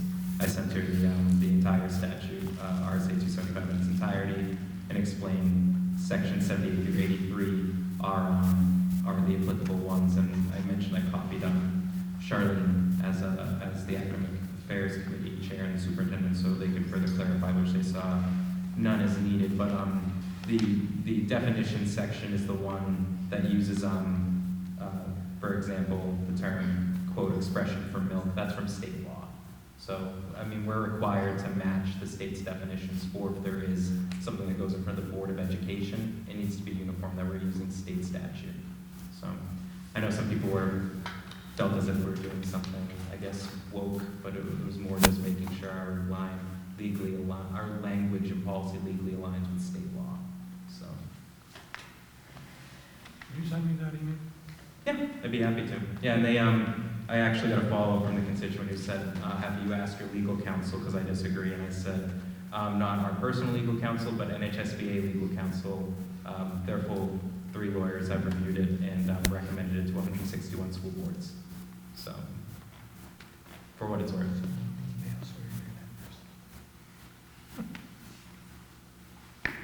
Tom, if you could just email me to remind me. Gotcha. Thank you. I appreciate it. I can't remember, do we have a motion on the floor and a second to approve these? Not yet, but if someone would like to make the motion. So moved. Pittman, is there a second? Seconded by Dr. Beth. Is there any additional discussion? Hearing none, if Kathy would call the roll. Tom? Aye. Dr. Jim? Aye. Guy? Yes. Jim Pittman? Yes. Mary? Yes. Charlene? Aye. Dr. Beth? Yes. Dana? Yes. Brody? Aye. And that concludes my report. Thank you all. That was a very efficient report. Thank you. Thank you. Buildings and maintenance, Jim Pittman. I saw we had some MOUs added to our packet, so I assume you can enlighten us. Sorry. Here you go, Jack.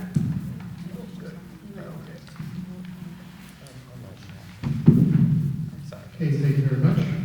Your change of The Building and Maintenance Committee met on October 29th.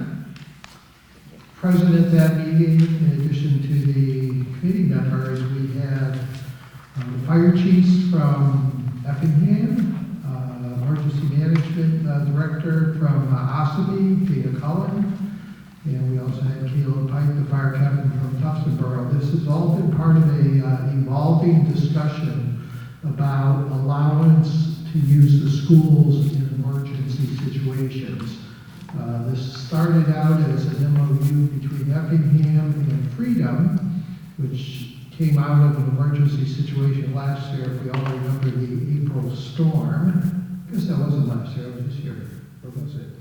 Yes, it was this year. We've had so many. But at any rate, they wanted to have language in place where if there were a large-scale emergency that the folks from Freedom could come over and use the Effingham Elementary School as a shelter because we had facilities for generator power and all of that. Well, that quickly grew into questions from Ossipee to say, could they also have that same agreement with Effingham? And so we had a discussion on that. We have a signed MOU with Freedom. I believe we're waiting on an MOU from OSP, maybe some clarification, does anybody remember? You have, from what I saw on the online packet, you have the Freedom Effingham one with us signed, waiting on signatures from OSP, but you have MOUs for both, and they Yes. basically mirror each other. That's right. So it's all in process, but I think it's a great way to use our school district assets to greater serve the community in cases where we do have emergencies, especially since that weather emergencies are becoming more common and more impactful. Now, changing on to that, we've had an ongoing discussion with Captain Pike at Tuftonboro Central School about updating the backup generator there. And they presently use a portable generator that is not easy to put in place, and they are offering at town expense to put a permanent generator there for emergency use. Now, this still has to work its way through the town in terms of getting approvals and so forth, but conceptually, we as a community thought that we would recommend that we allow them to continue with exploring that, and recommend as we get closer to more commitments that it would be a good thing for all of us. Effingham continues to explore purchasing a new generator down there with a transfer switch. This is an ongoing project, and we will report back, I'm sure, as we make a few more investigations to the electrical system. I'm happy to see coming into the school the heat exchangers out front on the side of the building. Are they working well? Yes, Great. yes, they are working well. Okay, well, that was a great project, and particularly when the weather gets warm again, it'd be good to see how they work. We also reviewed the capital improvement plan program as it results to building maintenance. That was mostly informational for us. We do have another meetings, the next meeting scheduled, I'm sorry, I skipped over something of importance here. We continued the investigation on the potential toxic elements in the turf field. We've received more information from the manufacturer in terms of tests that they have, but there are queries out to see how and at what expense might be on-site testing of our turf field. So that's continues to be followed.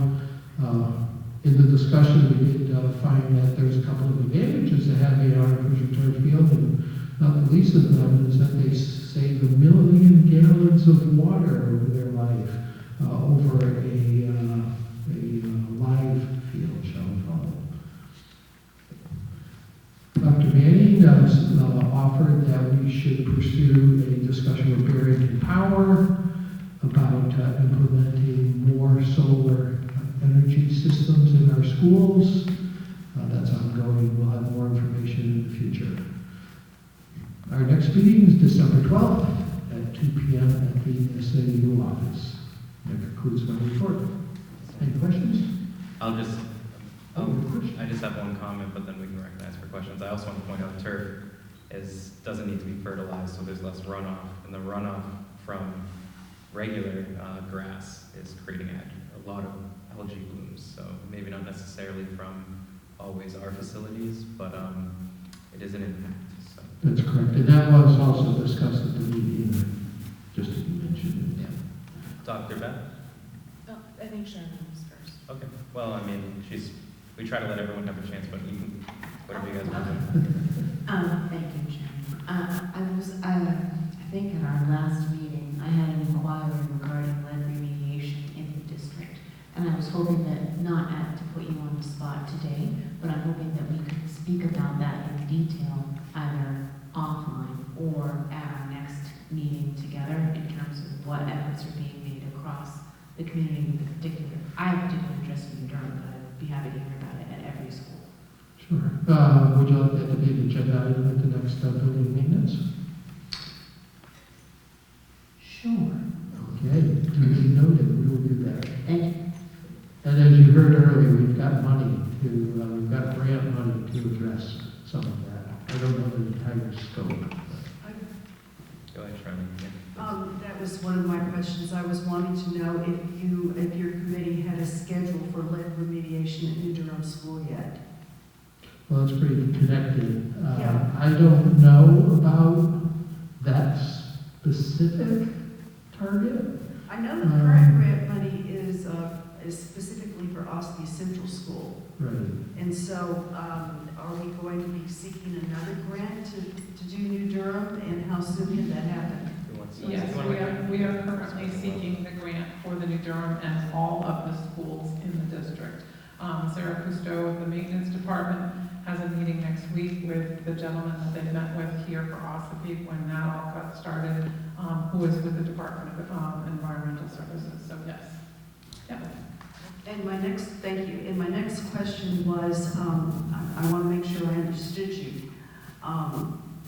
You're not contemplating having the manufacturer of our existing turf do the testing for toxicity currently, correct? Because I remember when the board directed the discovery or finding an independent third party, and I'm sorry you haven't heard back from Wendy Thomas. I've circled back around with her once again, and there's nothing. I have a couple of other names, Thank you. and it's possible, it didn't bounce back, but it's possible that the email I was given might be something else, but I do have names of at least 2 other state representatives that I will contact. So, I'm sorry, I know that you provided at our last meeting testing of their current product, which is obviously much improved. So I want to make sure that we're still looking at an independent third party to test the existing turf. Yes. And that's what your contact or your inquiries were waiting for, yes. Yeah, okay, but I might have misunderstood. I thought you said that you were going to be looking at testing of the existing turf from the manufacturer. That's incorrect, correct? Correct. I think we're crossing 2 different subjects here. One is that we have tested the information from the manufacturer from the date of manufacture. But the question was, does the turf, for instance, break down and maybe change that? So we wanted to have a test of our field actually after it's been there for 10 years currently. And the second part of that is that we felt, well, having an independent lab do it would probably, we'd feel that we'd have greater confidence in that than having a manufacturer who has an interest in getting good results. Okay, I wanted to make sure I understood that. Yes, so that was the goal in terms of identifying who the testing lab might be that could come and then also give us some idea how much that would cost. Because we have no idea, it might be, $100 or $10,000. It's hard to know. I will also say, and I don't remember if I mentioned this at the last meeting, but Superintendent Killian sent me a link to a study by the EPA, specifically on turf field toxicity. And it was extremely comprehensive. If you printed it out, it would be, many pages. In fact, I think the comments were 140 pages. But if you have an interest, I'll send you that link. That'd be great, thank you. Enjoy following us. And one more thing. If I had a comment. Oh. I don't know if you're changing the subject, but while we're on the subject, I'll point out, we currently have $872,000 saved for the turf field for a new one. So the current documentation we have is that new turf fields are safe based on the testing that's been done by a third party. Then, and we know we are pretty much there to replace the turf field. Then it might be a pretty compelling reason to replace the turf field, as that we know that a new one will be safe and definitely safer than an old one. So just to point that out there to remind everyone, we've asked the voters to let us take money left over from the end of the year of our budget to put into a trust for that purpose, and we can always ask them to expend from that trust, put in a new turf field, and make the point move that we'll have a safe turf field moving forward. I don't disagree, but the question came up as to whether the test performed on a new field would yield the same results to a field that has been out in the environment for 10 years, and whether it would break down into other compounds that we might need to be concerned about. So that's where that question came from. It's, it's like a new car or a car that's 20 years old. Quite different. Fair concern. Yeah. And Charlene, you had an additional question? Correct. I didn't thoroughly proofread both of the MOUs that were recently executed, but something just jumped off the page, and I was astounded that the towns of Effingham and Ossipee designated us as the Governor Wentworth School District, because we're not. We're the Governor Wentworth Regional School District. And so I did not know from whence these came, and when I emailed Kathy Lagasse, she said that these came from the town, and so therefore she didn't have the ability to edit them. And it seems to me that this is a pretty significant document, and I think that it's important. And I think the other one has the same incorrect naming of our school district, and I don't know how legal it is when Governor Wentworth School District doesn't exist. It doesn't exist as an entity in the state of New Hampshire. It's the Governor Wentworth Regional School District, and I would like that corrected. Yeah, I think it's clearly implied, but I noticed that, and It may be clearly, it's not in yes, the Charlie, thing. it's certainly duly noted, and I think there's already in the works to update it. Oh, good. So, Thank you. That's all I have. no problem. Any other questions for Mr. Pittman? All right, thank you for all those thoughtful, compelling questions. And that completes my report. Thank you. Thank you, Jim. We'll move on to the Finance Committee report. We're getting towards the end of contract negotiations, which will help us inform our budgeting process. You'll notice in your packet we have our tentative budget preparation dates. So,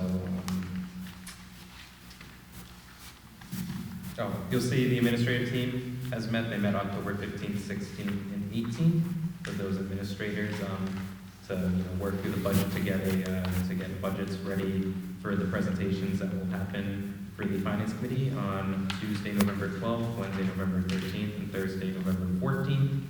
Those will happen at 6 p.m. at Crescent Lake in the library. So you can go right in the front door, take a right down the hallway, and right in the corner there where the two hallways meet is the library. Monday, December 2nd will be our preliminary adoption at New Durham School. We will begin that meeting with our budget hearing where there will be a brief presentation, and we'll take comments from the public. We'll close the public hearing, and the board can deliberate, and we'll go into a regular budget meeting. A regular school board meeting. And then January 6th, it will kind of operate the same way, except we'll be at the KRHS lecture hall, and that will be the final adoption and the final budget hearing. Tuesday, the 14th of January is the last day for collective bargaining. We will definitely be done before then. Tuesday, January 14th will be the last day for petitioned warrant articles. If there's any petition warrant articles, usually they're brought and presented by voters, with the signature papers at our January meeting. And then January 14th is also the last day to post notice of bond hearing, which we don't have any bonds coming up, so that isn't applicable at this point. And then last day for posting our warrant, budget and default budget will be January 27th.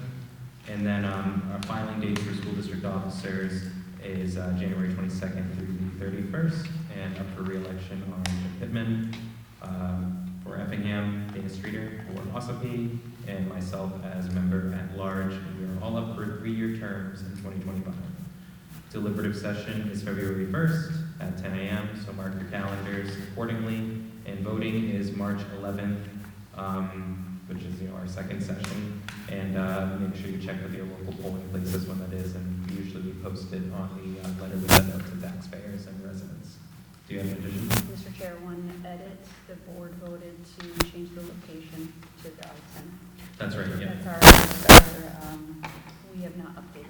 Yeah, so the final budget hearing will be at the Arts Center, which is more conducive to a more formal, better presentation, budget hearing, and sometimes people like when it's live because, I don't know, it's more like a sporting event to watch. That's the Jan 6th one, right?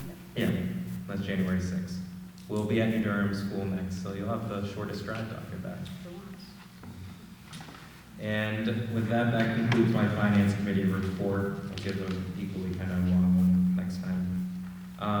Human Resources. Dr. Oh, you want this, not my packet. I'm sorry.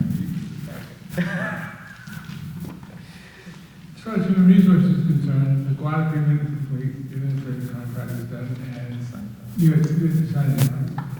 I have to sign it. I got the email pretty recently. All right, you can sign it, I think the push is ongoing, and it's just a matter of time before it gets done. But I had to mention, right? Yep. At the ad hoc committee. The Community Relations Update. Last meeting, the board decided to look at, create an ad hoc committee to look at, we created a committee that's been sitting there for years and all of a sudden disappeared. That committee was called, that one was called Public Relations Committee, and I was the chair. Unfortunately, when I was having my surgery, I wasn't available, and they decided at a meeting that it was going to disappear, so I came back, I wasn't on the committee, I wasn't the chair anymore. But we're thinking that there's been a lapse. Historically, the committee was very important, like when we had the building, the complex building out of Kingswood, when we built that, I was the one who went around and told people it was going to be the hell on earth when they got things done, and it was. I mean, yes, anything to do with here then. And the administrators, right? They wanted nothing to do with that. I don't think any of us would ever want to happen again. So we went ahead and Beth, thank you very much for your transcriptions, it's excellent, and Tom and I had a meeting on the 24th of October. It took us about 10 minutes, I think, to figure out that we were on the right track, that we really needed to recreate it. We came up with 8 bullet points alone of things that needed to be done. It hadn't been done for years. And so, after thinking about it through, we made a recommendation to the full board that they reinstate the Community Relations Committee as a full member, as a full thing. We know that it won't be until next, after the elections in March, we have to go to the board of the organization. But we are going to try to do a couple of things with the ad hoc committee right now that we really don't need a formal announcement for. So that's pretty much it. If anybody has any questions, get in touch. It's really kind of cool that it took us 2 hours to come up with the front and the back page, and Beth shrunk it down a lot. So, you guys have minute it. Should we vote to accept the recommendation and request the Academic Affairs Committee to update our committee's policy? Because we probably want the committee to be in policy. If you guys have a recommendation and I think that would be in order. So would anyone want to make the motion to adopt the report as presented and to request the Academic Affairs Committee update our committee's policy to add a community engagement committee is what they call it? So moved. Moved by Tom. Is there a second? Second. Seconded by Guy. Sorry, Dana, you're a little bit slow to the shot there. Yes. Just one correction. I've been on the board except for 3 years, since 1999, and I really think that the original Human Relations Committee that we had, we disbanded well before 2020. So, excuse me? Oh, I'm sorry. I thought this was about the ad hoc committee meeting for consideration. It says here GWRSD School Board previously had a public relations committee. Right. And it said until sometime around 2020. And that I'm not date's very in. sure when that date was. I can find out, because I was on the board when we disbanded, when we decided we didn't need it anymore. So I can, I mean, we could also not even have, we could strike that sentence or just not even include the date and say, you know, previously the school board had a public relations committee dedicated to and then just strike the date, because we haven't had it for well before 2020. Oh, yeah. So, yeah. Okay. It's just a little thing, we could fix it, and then I won't have to take the time to look through the archives to find out when we got rid of it. Okay, Jim? Just a quick question. How do you envision the execution of these activities? Will this be performed by members of the committee? Will administrative people help out? Or, I mean, if you're doing a newsletter, there's physical activities that have to happen. So, again, is this going to be just the committee doing all this? Yeah, go ahead, Dr. Jim. I think that's going to be a collaborative agreement between the committee and the school district itself. Carolyn was one particular one that I brought up about getting the PTOs together and having them all sit down in one room and have lunch. And what that did during the building process, there was a war going on between, I hate to say it, Ossipee and New Durham, relative to playground equipment, and everybody got upset about it.